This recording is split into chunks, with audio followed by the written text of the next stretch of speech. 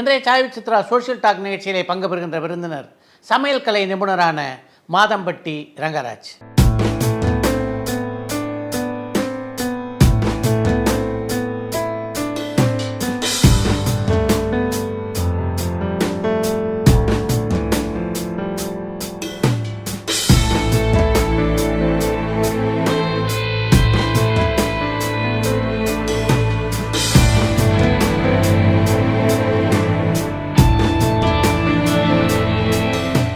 தமிழ்நாட்டிலே மட்டுமின்றி உலகமெங்கும் கொடிகட்டி பறக்கத் தொடங்கியிருக்கின்ற மாதம்பட்டி ரங்கராஜ் இந்த அளவுக்கு உயர்ந்திருக்கிறார் என்றால் அதற்கு முக்கியமான காரணம் அவருடைய உழைப்பும் இந்த துறையிலே அவர் செலுத்துகின்ற தனி கவனமும் தான்.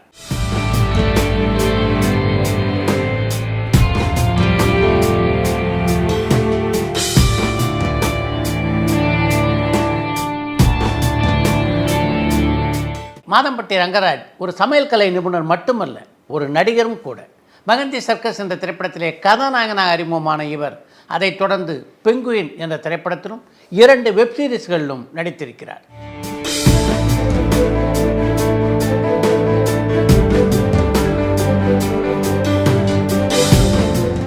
இப்போது யோகி பாபுடன் இணைந்து ஒரு திரைப்படத்தில் நடித்து கொண்டிருக்கின்ற இவர் சமையல் கலை நிபுணராகவும் நடிகராகவும் தான் பெற்ற அனுபவங்கள் பலவற்றை இந்த நேர்காணலிலே பகிர்ந்து கொண்டிருக்கிறார்.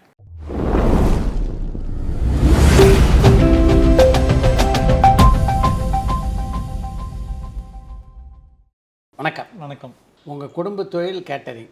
ஆனால் முதல்ல இந்த தொழிலை ஏற்றுக்கிறதுல உங்களுக்கு சின்ன தயக்கம் இருந்ததா? எனக்கு தயக்கமே இல்லைங்க. அப்பா வந்து என்னென்னா, நான் வந்து ஒரு என்ஜினியர், அந்த மாதிரி ஒரு ஒயிட் காலர் ஜாப் போகணுன்னு தான் அவரோட ஆசை. ஏன்னா சமையல் அப்படின்னா வந்து ரொம்ப மேனேஜ்மெண்ட், டைம் மேனேஜ்மெண்ட் எல்லாம் ரொம்ப கஷ்டம். அப்போது 83 அப்பா ஆரம்பித்தாங்க. ஆமாம். ஸோ அப்போ இருந்தே வந்து சரி, நாங்கள் படுற கஷ்டம் நீங்கள் படக்கூடாது, ஒரு நல்ல வேலைக்கு போகணும் அப்படிங்கிறது தான் அவங்களுடைய பார்வையாக இருந்துச்சு. பட் எனக்கு வந்து பர்சனலாகவே வந்து என்னோடய ஃபேமிலி பிஸ்னஸ் ரொம்ப பிடிக்கும். சின்ன வயசில் ஒரு அப்பா வேலை செய்கிற இடத்துக்கு போனாலே சமையல் கட்டும் டைனிங் ஹால் தான் விளையாடுற இடமா இருக்கும். பட் ஃப்யூச்சரில் நான் வேறு இன்ஜினியரிங் படித்தாலும் பட் 2002 ஃபேமிலி பிஸ்னஸில் ஜாயின் பண்ணேன். அப்பா ஸ்டார்ட் பண்ணது எப்படின்னு பார்த்தீங்கன்னா, அப்பாவோட 15 வயசில் ஒரு வீட்டு வேலைக்கு வந்து பாட்டி வந்து கோயம்புத்தூரில் சேர்த்து விட்றாங்க அப்பாவை. ஏன்னா மொத்தம் 7 பேர் அப்பா கூட இருக்கிறவங்க. தாத்தா தவறுனதுக்கப்புறம் எல்லாத்தையும் இப்போ பார்த்துக்க முடியலன்னு சொல்லி அப்பாவை வந்து வீட்டு வேலை சேர்த்து விட்றாங்க. அங்கேருந்து அப்புறம் சமையல்லாம் கற்றுக்கிட்டு அப்புறம் ஹோட்டல் காமத் பெங்களூரில் போய் வேலை செய்கிறாரு. ஃபஸ்ட்டு டேபிள் துடைக்கிறது, அதுக்கப்புறம் தோசை மாஸ்டராக ஆகி அப்புறம் ஒரு சின்ன மெஸ்ஸு அங்கேயே ஒன்று பெங்களூர்லேயே ஸ்டார்ட் பண்ணுறாங்க. அது சரியாக அங்கே நடத்த முடியாமல் திரும்ப கோயம்புத்தூர் வராங்க. வந்துட்டு மாதம்பட்டியில் செட்டில் ஆனதுக்கப்புறம் தான் கேட்ரிங் சர்வீஸ் ஆரம்பிக்கிறாங்க 1983. ஸோ அப்படி ஆரம்பித்தது தான் அது. நீங்கள் முதல்ல நிர்வாக பொறுப்பு ஏற்று நடத்திய விழான்னா இது? நான் வந்தது 2002ங்க. ஆனால் என்னென்னா, வந்தோடனேயே எனக்கு அவ்வளோ பொறுப்புகளையும் நான் எடுத்துக்கலன்னா, ஏன்னா அடிப்படையிலேருந்து கற்றுக்க ஆரம்பித்தேன். பார்த்தீங்கன்னா, நான் படித்தது பிஎஸ்சி கம்ப்யூட்டர் டெக்னாலஜி, இக்னோவில் எம்சிஏ பண்ணேன். அப்புறம் கேட்ரிங் வந்து 1 இயர் படித்தேன். டெய்லியும் மண்டபத்துக்கு போயிட்டு என்ன பண்ணுவேன்னா, ஒரு இட்லி ஆட்டுறாங்கன்னா அதோடைய ரெசிபி என்ன, எந்த மாதிரி ப்ராசஸ், தோசைன்னா என்ன ரேஷியோவில் அரிசி, ஒரு ஸ்வீட் பண்ணுறாங்கன்னா அதோடைய ரெசிபி என்ன, அளவுகள் என்ன. ஸோ எல்லா ஐட்டத்தோடைய ரெசிபீஸையும் ப்ராசஸையும் நான் கற்றுக்க ஆரம்பித்தேங்க. ஸோ நான் வந்து ஒரு 5 வருஷம் டைம் எடுத்துக்கிட்டேன் தொழிலை வந்து நான் தரவாக முறையாக கற்றுக்கிறதுக்கு. நான் தனியாக பண்ண பெரிய ஈவெண்ட்டுன்னு பார்த்தீங்கன்னா, திருப்பூரில் வந்து ஒரு கல்யாணம், ஆல்மோஸ்ட் ஒரு 10,000 பேருக்கு அப்போவே. அது நான் தனியாக, அதாவது அப்பாவுடைய கைடன்ஸோடு நான் வந்து இண்டிவிஜுவலாக ஹேண்டில் பண்ணேன் கல்யாணம். 2007 இருக்கும். பட் சினிமா துறையில் ஒரு கிராஃபிக்ஸ் மேனாக வரணும் அப்படின்னு தான் உங்களுடைய ஆசையாக இருந்தது? ஆமாம்ல. ஏன்னா படிக்கிறப்போ சரி, அப்பா வந்து ஃபேமிலி பிஸ்னஸ் வேண்டான்னு சொல்லிட்டாங்க. அப்புறம் மெடிசன் ட்ரை பண்ண, மெடிசன் கிடைக்கல. ஸோ இன்ஜினியரிங் போனான். அப்போது அந்த டைமில் வந்து எனக்கு அந்த அனிமேஷன்ஸ் மேலே ரொம்ப ஒரு வெப்சைட் டிசைனராக ஒரு 6 மாதம் வந்து ஒரு கம்பெனியில் ஒர்க் பண்ண பார்ட் டைமாக படிக்கிறப்போ, காலேஜ் படிக்கிறப்போ. அப்புறம் எனக்கு வந்து இந்த பிக்சாரில் வந்து ஒரு அனிமேட்டராக அங்கே போகணும், ஹாலிவுட்டில் அந்த படத்தில் ஒர்க் பண்ணுற ஒரு அனிமேட்டராக போகணுன்னு தான் அதுக்குண்டான கோர்சஸ் எல்லாம் படித்தேன். அப்புறம் கரெக்டாக கோர்ஸ் படித்து முடித்து ஜாப் இன்டர்வியூக்கு போகிற டைமில் அப்பாவே வந்து ஃபேமிலி பிஸ்னஸ்க்கு இன்வைட் பண்ணாங்க. அது ஓவர் நைட்டில் அந்த சேஞ்ச் ஆனது. ஆக்சுவலாக ஒரு இன்டர்வியூ போயிட்டு வந்தேன், அங்கே வந்து என்னை செலக்ட் பண்ணிட்டாங்க. முடிச்சுட்டு வந்து நைட்டாக அப்பாக்கிட்ட பேசுகிறேன், நீ வந்து எனக்கு பிஸ்னஸ்க்கு வந்தால் இன்னும் சப்போர்ட்டாக இருக்கும்னு நான் நினைக்கிறேன். ஏன்னா நிறையா ஒர்க் வந்து அப்போவே ஒரு டேட்டில் வந்து 10 கல்யாணம் 12 கல்யாணம் எடுப்பாங்க ஒரு தேதியில். அப்போவே அந்த அப்பா நான் பிஸ்னஸ்க்கு வர்றப்பவே கிட்டத்தட்ட 300-400 பேர் ஒர்க் பண்ணிகிட்டு இருந்தாங்க. இந்த ஒரு மேரேஜ் கேட்டர் அப்படின்னும் போது என்னென்ன சேலஞ்சஸ்லாம் இருக்குதுல்ல? சேலஞ்சஸ் அப்படின்னாங்க, ஒன்று அதாவது டெக்னிக்கலாக பார்த்தா கன்சிஸ்டன்சி, அதுக்கப்புறம் வந்து மேன் பவர் வந்து என்னென்னா எல்லாரும் வந்து ஒரு 200 பேர் வேலை செய்கிறாங்கன்னா 20 பேர் தான் பர்மனன்ட் ஸ்டாஃபாக இருப்பாங்க, மீதி 180 பேரும் டெம்பரவரி ஸ்டாஃப். ஆமாம். ஸோ இந்த மாதிரியான ஒரு அன்ஆர்கனைஸ்டு செக்டார் அதில். ஸோ மேரேஜ் கேட்ரிங்கில் பட் நாங்கள்லாம் வந்து 40 வருஷம் கம்ப்ளீட் பண்ணதுனால எல்லாத்தையும் வந்து ப்ராசஸ் ஓரியன்டாக மாற்றிட்டோம். ஸோ எப்படி வந்து ஒரு இண்டஸ்ட்ரி ரன் ஆகுமோ, நான் இருந்தாலும் இல்லாட்டியும் அந்த இண்டஸ்ட்ரி ப்ராப்பராக ரன் ஆகும். ஸோ ஒரு கஸ்டமரோட கால் எடுத்து மெனு கொடுத்து ரேட்ஸ் கொடுத்து இண்டென்ட் போட்டு பர்ச்சேஸ் பண்ணி மேன் பவர் அலாட் பண்ணி அதை எக்ஸிக்யூட் பண்ணி பில் பண்ணி அக்கௌண்ட் பண்ணி எல்லாம் முடிக்கிற வரைக்கும் we have a hierarchy system. So இண்டிபெண்ட்டாக அதுவே ரன் ஆகிக்கும். ஒரு டேஸ்ட் பார்க்குற முதற்கொண்டு அங்கங்கே நம்ம வந்து ஆட்கள் வச்சுருக்கோம். அவங்க வந்து டேஸ்ட் பண்ணாமல் கிச்சனை விட்டு ஃபுட்டு வெளியே போகாது. ஹவுஸ் கீப்பிங், ஸோ எப்படி வந்து ஒரு ஸ்டார் ஹோட்டலில் ஒரு ஈவெண்ட்டு அதெல்லாம் ரன் ஆகுதோ அந்த மாதிரி வெட்டிங் கம்பெனியை நாங்கள் வந்து கன்வெர்ட் பண்ணியிருக்கோம். ஸோ எங்களுக்கு வந்து அது வந்து ஒரு ப்ராசஸாக மாறிடுச்சு. இந்த டேஸ்ட் பார்க்குறவங்க மொத்தம் எத்தனை பேர் இருப்பாங்க? டேஸ்ட்டு பார்க்குறவங்க ஒரு 5 பேர் வச்சுருக்கோம். ஒரு கல்யாணத்துக்கு ஒருத்தங்க. நாங்கள் வந்து ஒரு டேட்டில் வந்து 4லேருந்து 5 கல்யாணம் தான் எடுப்போம். பர்சனலாக நான், என்னோடய பிரதர், கசின், அங்கிள் எல்லோரும் இருந்து தான் பார்த்துக்குறோம். ஸோ வெட்டிங்கில் அந்தந்த டீமுக்கு இருக்காங்க. அதாவது ஊறுகாய் முதற்கொண்டு டேஸ்ட் பார்த்து பர்ஃபெக்டாக இருந்துச்சுன்னா அதை என்ஷோர் பண்ணி தான் சர்வீஸ்க்கே அனுப்புவோம். ஏறக்குறைய 3000 பேர் உங்கள்கிட்ட ஒர்க் பண்ணுறாங்கன்னு ஒரு பத்திரிகை குறிப்பில் பார்த்து. ஆமாங்க. 3000 பேரும் பர்மனெண்ட் எம்ப்ளாயிஸா? இல்லைங்க, இப்போ என்னங்கன்னா நம்மக்கிட்ட வந்து 3 கம்பெனி இருக்குது. ஒன்று வந்து வெட்டிங் கம்பெனி, இதுதான் அப்பா ஆரம்பித்தது. அதை வந்து நாங்கள் வந்து மாதம்பட்டி தங்கவேலு ஹாஸ்பிட்டாலிட்டி ப்ரைவேட் லிமிடெட்னு ஒரு 2015 ப்ரைவேட் லிமிட்டடாக பண்ணி அதை வந்து வெட்டிங் கம்பெனி அதில் பண்ணுறோம். அதில் வந்து பார்த்திங்கன்னா 250 full time employment, 2000 temporary employment அதில் இருக்காங்க. அப்புறம் மாதம்பட்டி ஃபுட் சர்வீசஸ்ன்னு சொல்லிட்டு 2016 ஐடி கம்பெனிஸ்க்கு சர்வ் பண்ணுற மாதிரி ஒரு கம்பெனி ஆரம்பித்தோம். இன்றைக்கி வந்து அதில் வந்து 30,000 மீல்ஸ் பர் டே பண்ணிகிட்ருக்கோம் கோயம்புத்தூரில். ஆமாம். அதில் வந்து 960 பேர் ஃபுல் டைம் எம்ப்ளாய்மெண்ட் இருக்காங்க. அப்புறம் இன்னும் வந்து எல்லா கம்பெனிஸ்க்கெல்லாம் பண்ணுறோங்க. நம்ம கோயம்புத்தூரில் ஃபுல்லாக பண்ணிகிட்ருக்கோம். இப்போ next Bangalore next month open பண்ணுறோம். ஒரு 10,000 மீல்ஸ் பர் டே கெப்பாசிட்டியில் அங்கே ஒரு பண்ணுறோம். என்ன கொடுப்பீங்க மீல்ஸ்னால்?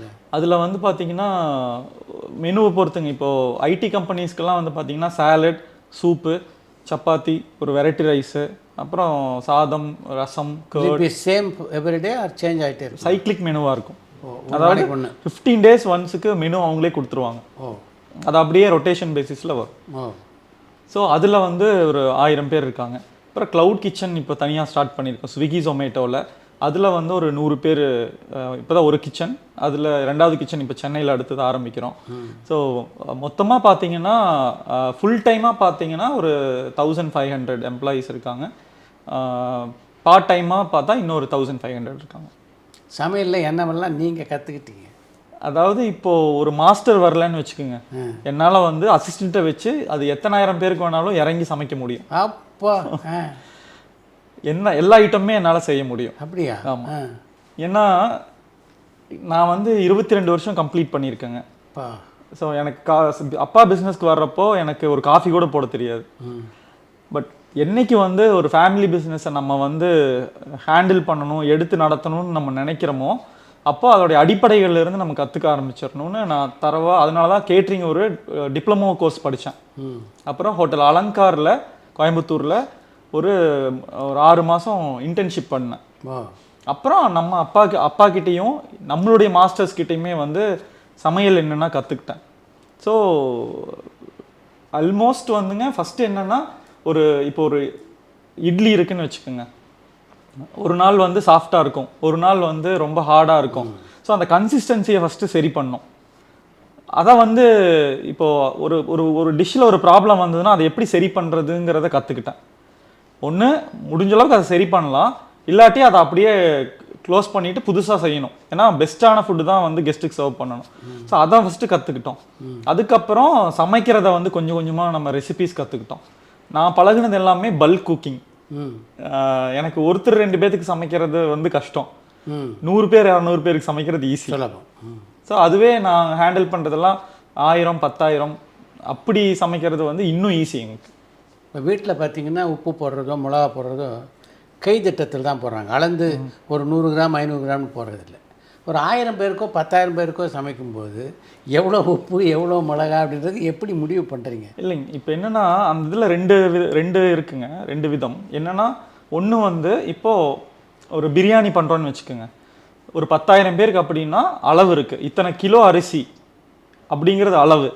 பட் அந்த அரிசியை பேஸ் பண்ணி வெங்காயம் தக்காளி இஞ்சி பூண்டு இதெல்லாமே வந்து மெஷர்மெண்ட்டு தான்.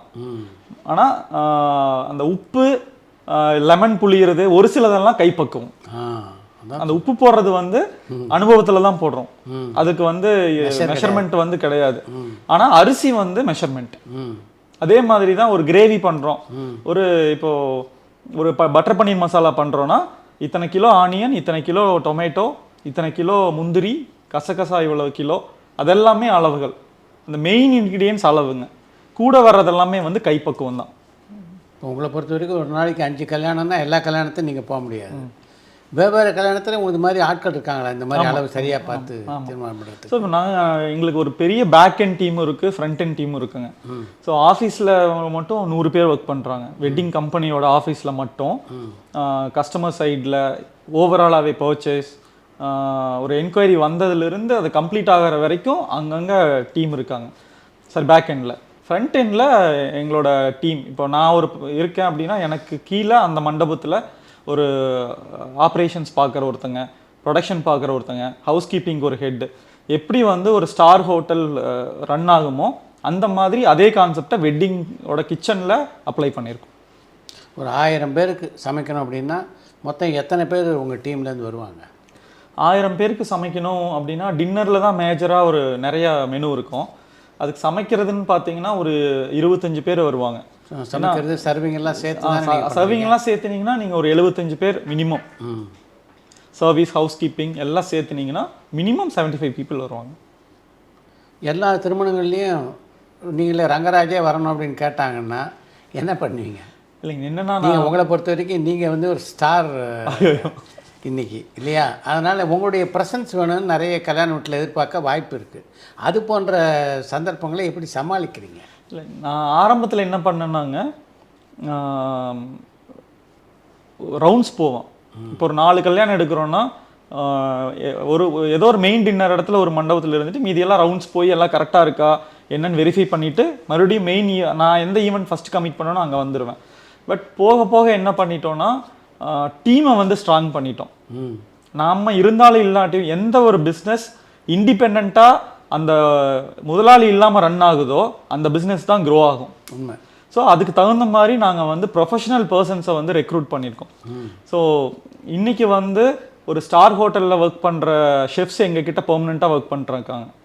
ஸோ ஒரு கல்யாண இண்டஸ்ட்ரியாக இருந்தாலுமே சைனீஸ் அப்படின்னா அதுக்கு தகுந்த ஸ்பெஷல் மாஸ்டர்ஸ் வச்சுருக்கோம். கேரளா டிஷ் பண்ணுறதுக்கு அந்தந்த ஊருடைய ஸ்பெஷல் ஷெஃப்ஸ் வச்சுருக்கோம். அதே மாதிரி சர்வீஸில் ஹாஸ்பிட்டாலிட்டி சைடில் ப்ரொஃபஷனல் டீம் வச்சுருக்கோம். ஸோ அப்போ தான் வந்து நம்ம வந்து அடுத்தடுத்த பிஸ்னஸையும் க்ரோத்தையும் வந்து கான்சன்ட்ரேட் பண்ண முடியும்.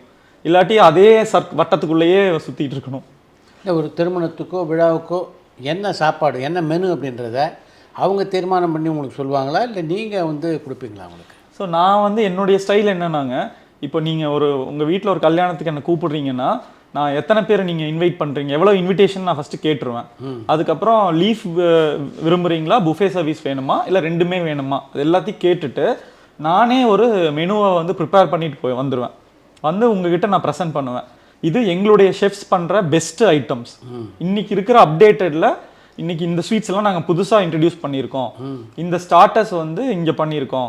இந்த சாட் வந்து லேட்டஸ்டான சாட்டு, இது ரொம்ப சூப்பராக இருக்கும் அப்படின்னு நான் உங்களுக்கு சஜஸ்ட் பண்ணுவேன். உங்களுக்கு அது புதுசாக இருந்தாலும் நான் எக்ஸ்பிளைன் பண்ணுவேன்.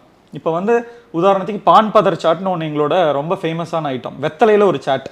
ஸோ நான் அதை வந்து பிக்சர் காமிச்சு அதை எப்படி பண்ணுறோம், வெத்தலையை வந்து வேஃபர் மாதிரி ஃப்ரை பண்ணிவிட்டு அது மேலே வந்து ஹேங்கர்ட், மின்ட் சட்னி, ஸ்வீட் சட்னி எல்லாம் போட்டு இப்படி நாங்கள் ப்ரெசென்ட் பண்ணுவோன்னு உங்களுக்கு எக்ஸ்பிளைன் பண்ணாலே ஓகே அவங்க வந்து என்னோட சாய்ஸ் கொடுத்துருவாங்க, ஓகே நீங்கள் பண்ணுங்க அப்படின்னு. ஸோ எப்போவுமே மெனு வந்து என்னுடைய சாய்ஸில் தான் வந்து இருக்கும். 1-2 நீங்கள் இன்புட் தருவீங்க. எனக்கு வந்து ஒரு சுகர் ஃப்ரீ ஸ்வீட்ஸ் வேணும், எனக்கு ஒரு மில்லட் பேஸ்டு வேணும், அந்த இன்புட்டை நான் அடாப்ட் பண்ணிக்கும். கேட்ரிங்கில் என்னென்ன மாதிரியான பிரச்சனைகள்லாம் வரும், எப்படிலாம் அதை சமாளிச்சிருக்கீங்க? 10 வருஷத்துக்கு முன்னாடி கரூரில் ஒரு பெரிய கல்யாணம், ரொம்ப பழைய மண்டபம், அதாவது ரொம்ப ஃபேமஸான மண்டபம் கரூரில். ஸோ என்ன ஆயிடுச்சுன்னா கிச்சனில் வந்து அந்த கேஸ் சிலிண்டரில் ஓஸ் வரும் இல்லைங்களா, அந்த ஓஸ் வந்து ப்ராப்பராக மெயின்டைன் பண்ணாமல் லீக் ஆகி கேஸில் வந்து அந்த சிலிண்டரில் ஃபயர் ஆயிடுச்சு. அதாவது கல்யாணம் ஈவினிங் ரிசப்ஷன் நடந்துட்டு இருக்கு, 4 மணிக்கு வந்து சிலிண்டரில் அப்படியே வந்து பெருசாக அப்படியே ஃபயர் ஆகி எரிஞ்சிட்டு இருக்கு. கல்யாண பொண்ணு மாப்பிள்ளை எல்லாமே மண்டபத்தை விட்டு வெளியே போயிட்டாங்க. ஏன்னா அது சிலிண்டர் எரிஞ்சிட்டு இருக்கு இல்லைங்களா, எல்லாருமே போயிட்டாங்க, வெளியே போயிட்டாங்க தள்ளி. அதுக்கப்புறம் வந்து நாங்களே வந்து அதை ஆஃப் பண்ணி, அதுக்கப்புறம் அந்த ஆஃப் பண்ணுற டைமில் கொஞ்சம் அந்த ஃபுட்டு மேலெல்லாம் வந்து அந்த ஸ்ப்ரே அடிப்பாங்களே அதெல்லாம் பட்டுருச்சு. கிட்டத்தட்ட நைட்டு வந்து 5000 பேருக்கு டின்னர். அதில் ஒரு 2-3 ஐட்டம் வந்து ஃபுல்லாகவே அதில் பட்டு ஸ்பாயில் ஆயிடுச்சு. ஸோ சேஃப்டி வைஸ் வந்து ரொம்ப ரொம்ப என்னன்னா, இப்போது இந்த மண்டபம் வந்து என்னென்னா சீசன் பேஸ்டாக ஃபங்க்ஷன் ஆகும். ஸோ அன்னைக்கு இருக்கிற கட்டத்தில் வந்து இந்த அளவுக்கு சேஃப்டி இப்போ இருக்கிற மாதிரி டெக்னாலஜியோ சேஃப்டியோ இல்லை. ஸோ அந்த மாதிரியான பிரச்சனைகள் நிறையா வரும். அதுக்கப்புறம் மெயின் சேலஞ்சுன்னு பார்த்தீங்கன்னா ஆட்கள், அவங்களுக்கு வர்றவங்க வந்து டெம்பரவரியாக ஒரு ஏதோ இன்னைக்கு வேலை கிடைக்கல அதுக்காக சர்வீஸ்க்கு வர்றோம், அந்த மாதிரி ஆட்கள் தான் வந்து வந்துட்டு இருந்தாங்க. அவங்களுக்கு வேலை தெரியாது. ஸோ அவங்க எல்லாத்துக்கும் நம்ம வந்து சொல்லித்தரணும், எப்படி பக்கெட் பிடிக்கணும், எப்படி பரிமாறணும், எப்படி வந்து சர்வீஸில் மட்டும்தான் அந்த மாதிரி பிரச்சனைகள். பட் சமையலில் வெஜிடபிள் கட்டிங்லலாம் நாங்கள் வந்து எங்களோட ஓன் டீம் வச்சுருக்கோம். ஏன்னா இப்போ சர்வீஸ்க்கு வந்து ஒரு 100 பேர் போடுறோன்னா ஃபுல் டைமாக அவங்களுக்கு வந்து நம்ம வச்சுட்டு சம்பளம் கொடுக்க முடியாது. ஸோ அந்த மாதிரி மேன் பவர் ரிலேட்டடான சேலஞ்சஸ் வந்து இருக்கும். அதுக்கப்புறம் கன்சிஸ்டன்சி, இன்னைக்கு ஒரு டேஸ்ட் இருக்கும், நாளைக்கு ஒரு டேஸ்ட் இருக்கும். ஏன்னா சமைக்கிற மாஸ்டர் நீங்கள் சொன்னீங்க இல்லையா கைப்பக்குவம், ஸோ அவங்க என்ன மூடில் இருக்காங்களோ அந்த மாதிரி தான் சமைப்பாங்க. வீட்டில் பொண்டாட்டியோட சண்டை வந்துச்சுன்னா அவ்வளோதான் அன்னைக்கு. ஸோ நான் வந்து அவங்கள வந்து பேசி, நம்மளுக்கு இது டெய்லியும் வேலை, அந்த கல்யாண வீட்டுக்காரங்களுக்கு வாழ்க்கையில் நடக்கிற முக்கியமான ஃபங்க்ஷன் நம்மளை நம்பி கொடுத்துருக்காங்க. ஸோ நம்ம வந்து நல்லா செய்யணும். ஸோ நல்லா ஹாப்பியாக ஒரு அம்மா எப்படி குழந்தைகளுக்கு சமைப்பாங்க அன்போடு, அப்படி வந்து நீங்கள் சமைக்கணும்னு அவங்கள வந்து நம்மளுக்கு புரிய வச்சு. ஏன்னா அவங்க வந்து மோஸ்ட்லி படிக்காதவங்க, அனுபவத்தில் வந்து வேலை செய்கிறவங்க. ஸோ அவங்களுக்கு வந்து நம்மளுடைய அந்த விஷன் என்ன, நம்மளோட பிராண்டுனா என்ன, எப்படி வந்து நம்மளை வந்து எல்லாரும் வெளியே ரெஸ்பெக்ட் பண்ணுறாங்க, நம்மக்கிட்ட என்ன எதிர்பார்க்குறாங்க, இது எல்லாத்தையுமே அவங்களுக்கு புரிய வச்சு. ஸோ அந்த மாதிரியான டீமை வந்து மோல்டு பண்ணி வச்சுருக்கோம். அப்புறம் அன்எக்ஸ்பெக்டடாக கூட்டம் வந்துடும். இப்போ வந்து நீங்கள் ஒரு பொண்ணு வீடு, நீங்கள் ஒரு பத்திரிக்கை ஒரு கவுண்ட் கொடுத்துருப்பீங்க, மாப்பிள்ளை வீடு ஒரு கவுண்ட் கொடுத்துருப்பாங்க. பட் எங்ககிட்ட கரெக்டாக கன்வே ஆகலைன்னா நீங்கள் ஒரு 2000 பேர் சொல்கிறீங்க, திடீர்னு 3000 பேர் வந்துடுவாங்க. ஸோ அதிகமாக கூட்டம் வந்தால் எப்படி மேனேஜ் பண்ணுறது? ஸோ இது வந்து எல்லா அந்த பிஸ்னஸில் இருக்கிற சிக்கல்கள். பட் அதை வந்து நாங்கள் எங்கள் அனுபவத்தில் நான் என்ன பண்ணுவேன்னா, உங்ககிட்ட இன்விடேஷன் கவுண்ட் முதற்கொண்டு கேட்டுருவேன். நீங்கள் எவ்வளோ அடிச்சிருக்கீங்க, பொண்ணு மாப்பிள்ளை தனியாக எவ்வளோ இன்விடேஷன் கொடுக்குறாங்க, எத்தனை கார்ஸ் வரும், அதோட டிரைவர்ஸு, மண்டபத்தில் வேலை செய்கிறவங்க, எங்களோட ஆட்கள். அப்புறம் திடீர்னு ரெண்டு பேருமே ஒரே சொந்தமாக இருக்கும். இப்போது நீங்கள் உங்கள் ரிலேட்டிவ்லேயே பொண்ணு மாப்பிள்ளை இருப்பாங்க, அப்போ காமன் இன்விடேஷன் இருக்கும். ஸோ இது எல்லாத்தையும் அனலைஸ் பண்ணி தான் நான் தான் வந்து கெஸ்ட்டு கவுண்ட்டை வந்து நாங்கள் சஜஸ்ட் பண்ணுவோம். இல்லை சார் நீங்கள் வந்து 2000 பேர் சொல்கிறீங்க, கண்டிப்பாக 2500 பேருக்கு பண்ணணும், அப்போ தான் நம்ம வந்து 3000 வரைக்கும் ஹேண்டில் பண்ண முடியும்.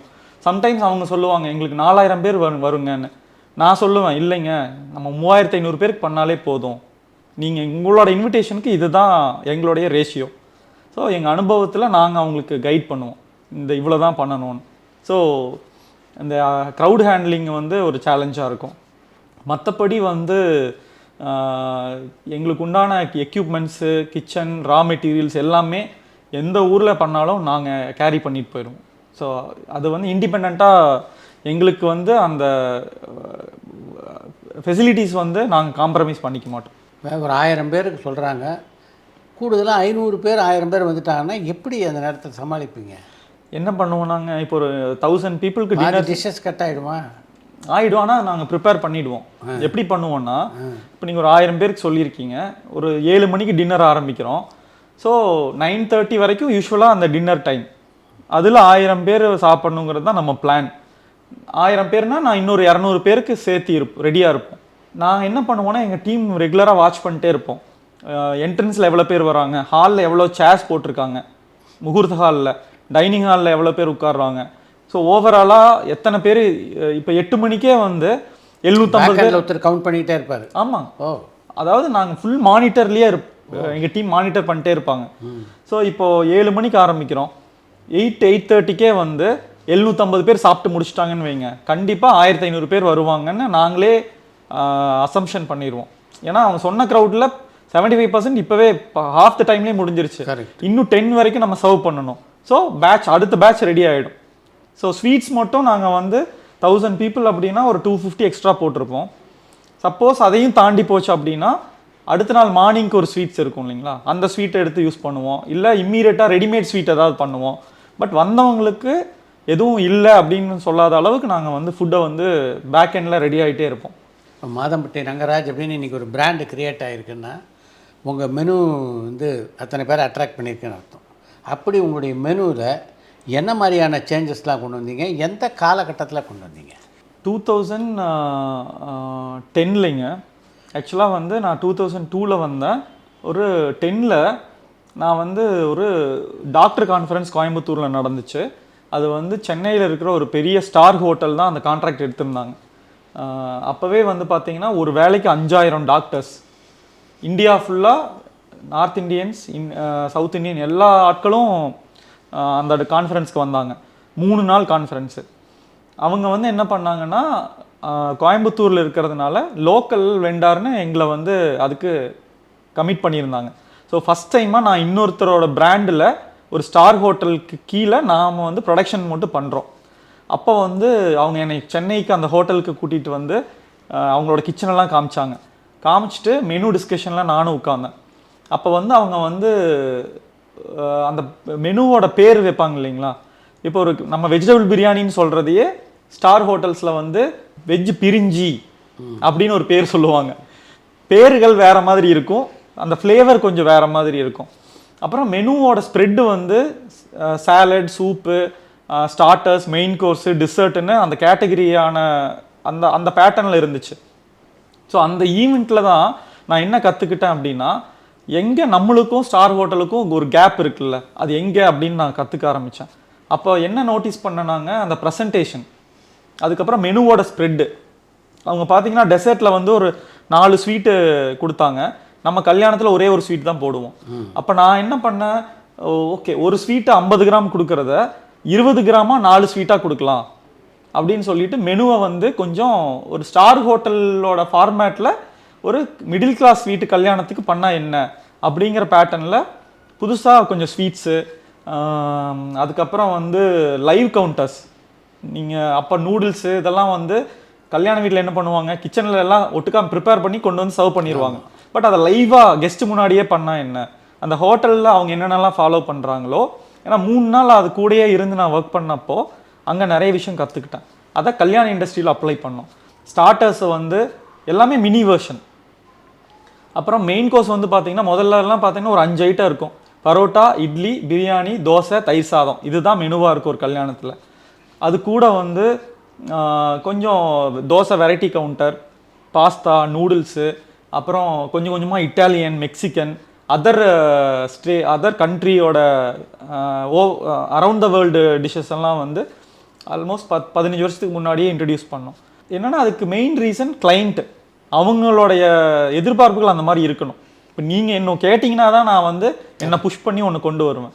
ஸோ மெனுவை வந்து அந்த மாதிரி சேஞ்சஸ் எல்லாம் பண்ணோம். அது வந்து பெரிய ரிசப்ஷன் கிடச்சிது. பரவாயில்லையே, ரொம்ப நல்லா இருக்கே அப்படின்னு. அப்புறம் 0 ஆயில்னு ஒரு கவுண்டர் போட்டோம். ஆயிலே இல்லாமல் பெரியவங்களுக்கு வந்து ஒரு கவுண்டர் கல்யாணத்தில். அதுக்கப்புறம் வந்து அந்த டைமில் பேலியோ டயட் ரொம்ப ஃபேமஸ். ஸோ பேலியோ கவுண்டர்னு ஒன்று போட்டோம். அப்புறம் சுகர் ஃப்ரீ கவுண்டர்னு ஒன்று பண்ணோம். அப்புறம் கிட்ஸ் ஸ்பெஷல்னு ஒன்று பண்ணோம். ஸோ இன்றைக்கி வந்து ஆர்கானிக் கவுண்டர், மில்லட் கவுண்டர், அதெல்லாமே வந்து இன்றைக்கி நிறைய அப்டேட் ஆகிட்டே இருக்குது. உங்களுடைய சிக்னேச்சர் டிஷ் அப்படின்னா எதை சொல்லலாம்? அப்பாவோடைய சிக்னேச்சர் ரெசிபின்னு சொன்னீங்கன்னா ஃபஸ்ட்டு எண்ணெய் கத்திரிக்காய் குழம்பு. அது வந்து நீங்கள் கண்டுகொண்டேன் படத்தில் தபுவோட அம்மா ஒரு வடை சுடுவாங்க. ஏதோ ஒரு இதில் அந்த வடை சாப்பிட்டுட்டு யாருன்னு கிச்சனுக்குள்ளே போய் பார்த்தா அவங்க கண்டுபிடிப்பாங்க இல்லையா, அந்த அளவுக்கு அந்த எண்ணெய் கத்திரிக்காய் குழம்பு வந்து அப்பாவோட டேஸ்ட் வந்து ஒரு ரெசிபி இருக்குது. அது ரொம்ப சூப்பராக இருக்கும். அப்புறம் அவரோட மோர் குழம்பு, அப்புறம் மட்டன் குழம்பு, மட்டன் பிரியாணி, இதெல்லாம் வந்து கோதுமை அல்வா, இது வந்து அவருடைய சிக்னேச்சர் ரெசிபிஸ். ஸோ நாங்கள் இப்போ என்ன பண்ணியிருக்கோம்னா அப்பாவுடைய ரெசிபிஸ் அப்படியே ஸ்டாண்டர்டைஸ் பண்ணியிருக்கோம். இப்போது இன்றைக்கி நம்ம யூஎஸ்ஏல ரெஸ்டாரண்ட் பண்ணியிருக்கோம். அதே கொத்தமல்லி சட்னியும் சாம்பாரும் எண்ணெய் கத்திரிக்காய் குழம்பும் அந்த ரெசிபியை அங்கே ஃபாலோ பண்ணுறோம். எங்கே நம்ம ஷெஃப் பண்ணாலும் அந்த ரெசிபியை பண்ணுற அளவுக்கு அவங்கள ட்ரெயின் பண்ணியிருக்கோம். இப்போ நீங்கள் திருமணத்தை பொறுத்த வரைக்கும் ஒரு பக்கம் பஃபே, இன்னொரு பக்கம் இலை போட்டு பரிமாறுறீங்க. பொதுவாக மக்கள் எது மாதிரியான சாப்பாட்டை விரும்புகிறாங்கன்னு நீங்கள் நினைக்கிறீங்க? ஆக்சுவலாக வந்துங்க ஆரம்பத்தில் எல்லோரும் வந்து புஃபேக்கு நிறைய இம்பார்ட்டன்ஸ் கொடுத்தாங்க. எப்போனா ஒரு 10 வருஷத்துக்கு முன்னாடி லீஃபில் இலை போட்டு வச்சுருப்போம், யாருமே வரமாட்டாங்க, எல்லாம் புஃபேல தான் இருப்பாங்க. ஆனால் இன்றைக்கி வந்து அப்படியே அது உல்ட்டாவாக சேஞ்ச் ஆகிருக்கு. எல்லோரும் இலையில உட்காந்து திவ்யமாக சாப்பிட்ணும் அப்படி தான் வந்து விரும்புகிறாங்க. புஃபேவை நாங்கள் எங்கே சஜஸ்ட் பண்ணுவோன்னா, மண்டபத்துடைய ஃபெசிலிட்டிஸ், அந்த ஒரு கல்யாண மண்டபம் இருக்குது, அங்கே நீங்கள் வந்து ஒரு 3000 பேரை கூப்பிட்ருக்கீங்கன்னா இலை போட்டால் அந்த சிட்டிங்கில் வந்து ஹேண்டில் பண்ண முடியாது. ஸோ லீஃபுக்கு அளவாக ஒரு டைனிங் ஸ்பேஸ் கொடுத்துட்டு புஃபே கவுண்டரை வந்து க்ரௌட் மேனேஜ்மெண்ட்காக மட்டும்தான் புஃபேவை வந்து சஜஸ்ட் பண்ணுறோம். இன்னொன்று வந்து புஃபேல வந்து அந்த ப்ரெசன்டேஷன், மெனு ஸ்ப்ரெட்டு கிராண்டாக இருக்கும். இலையில வந்து நம்ம லிமிட்டடாக தான் கொடுக்க முடியும். பட் இன்றைக்கி எல்லாருமே இலைய விரும்புகிறாங்க. எதனாலன்னா, ஒன்று இப்போ கல்யாண வீட்டுக்கு வரவங்க வந்து பார்த்திங்கன்னா நல்லா பட்டு சேரை கட்டிட்டு நல்லா ட்ரெஸ் பண்ணிட்டு வராங்க. புஃபேல நின்று பிளேட் வச்சுட்டு சாப்பிட்றது கொஞ்சம் இன்கன்வீனியண்ட்டாக இருக்கும்.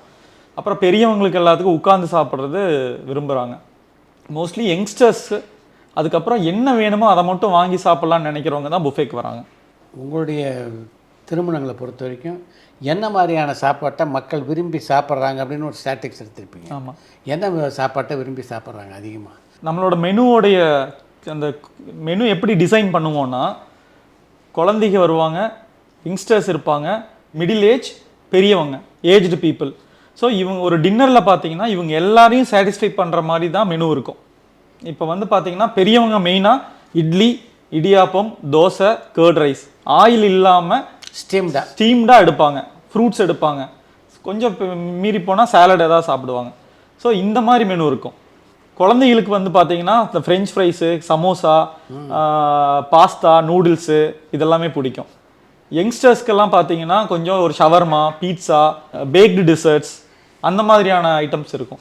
ஸோ ஒரு மெனுவில் வந்து பார்த்தீங்கன்னா டின்னரை பொறுத்த வரைக்கும் இது எல்லாத்தையும் பேலன்ஸ் பண்ணி தான் மெனு இருக்கும். நானே அப்படி தான் சஜஸ்ட் பண்ணுவேன், இந்தந்த ஐட்டம்லாம் இருக்கணும் அப்படின்னு. பிரேக்ஃபாஸ்ட்டை பொறுத்த வரைக்கும் பார்த்தீங்கன்னா பியோர் சவுத் இண்டியன் தான் எல்லோரும் விரும்புகிறாங்க. நீங்கள் அந்த டைமில் போயிட்டு காலையில் ஒரு கான்டினென்டல்லோ ரொம்ப ஒரு டிஃப்ரெண்ட்டான மெனுவோ கொடுத்தா அவங்களுக்கு பிடிக்கிறது இல்லை. மீறி போனால் ஒரு சீஸ் டோஸ்ட் கொடுப்போம், அப்புறம் பூரி, இட்லி, பொங்கல், தோசை, பூரி, இந்த மாதிரியான ஸ்டாண்டர்ட் சவுத் இண்டியன் ஃபுட்டு தான் கல்யாண வீடுகளில் ஹிட் ஆகும். நீங்கள் புதுசாக ட்ரை பண்ணிங்கன்னா அது வந்து அவங்க வந்து அந்த சாட்டிஸ்ஃபேக்ஷன் லெவல் குறைஞ்சிரும். லஞ்சை பொறுத்த வரைக்கும் மோஸ்ட்லி ட்ரெடிஷ்னல் சாப்பாடு தாங்க. அதில் வேணால் நீங்கள் ஒரு செட்டிநாடு இன்க்ளூட் பண்ணலாம், கேரளா இன்க்ளூட் பண்ணலாம், ஆந்திரா சாப்பாடு பண்ணலாம், சவுத் இண்டியனில் நம்மளுடைய ட்ரெடிஷ்னல் சாப்பாடு பண்ணலாம். மீறி போனால் ஒரு டயட் கான்சியஸ்க்காக சில பேர் வீட் சாப்பிட்ணுங்கிறதுக்காக சப்பாத்தி, ஃபுல்கா அந்த மாதிரி மெனு இருக்கும். மற்றபடி டின்னரில் தான் புதுசாக ட்ரை பண்ணுறதெல்லாம் நாங்கள் பண்ணுவோம். இப்போ கார்ப்பரேட்டுக்கும் நீங்கள் வந்து பல ஃபங்க்ஷன் போகிறீங்க, மேரேஜ் ஃபங்க்ஷன்ஸுக்கு போகிறீங்க, 2 மெனுவும் வேறுபடுமா? இல்லை, ஒரே மெனுவாக தான் இருக்கும். இன்னும் சொல்லப்போனால் கார்ப்பரேட் ஃபங்க்ஷன்லாம் கிராண்டாக பண்ணுறாங்க.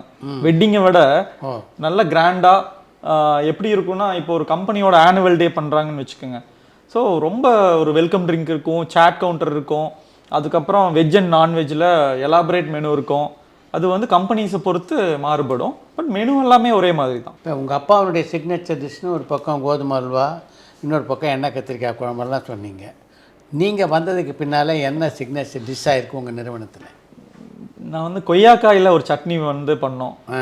அது வந்து ரொம்ப ஃபேமஸ். சூப்பர். கொய்யாக்காய் சட்னி, அப்புறம் அல்லம் சட்னின்னு இஞ்சி வெல்லம் போட்டு ஒரு சட்னி, கோவக்காயில் சட்னி, பைனாப்பிளில் சட்னீஸில் இந்த இதெல்லாம் எங்களோட ரொம்ப பயங்கர ஹிட்டான இது. இப்படியெல்லாம் பண்ணலான்னு எங்கே யோசிச்சிங்க?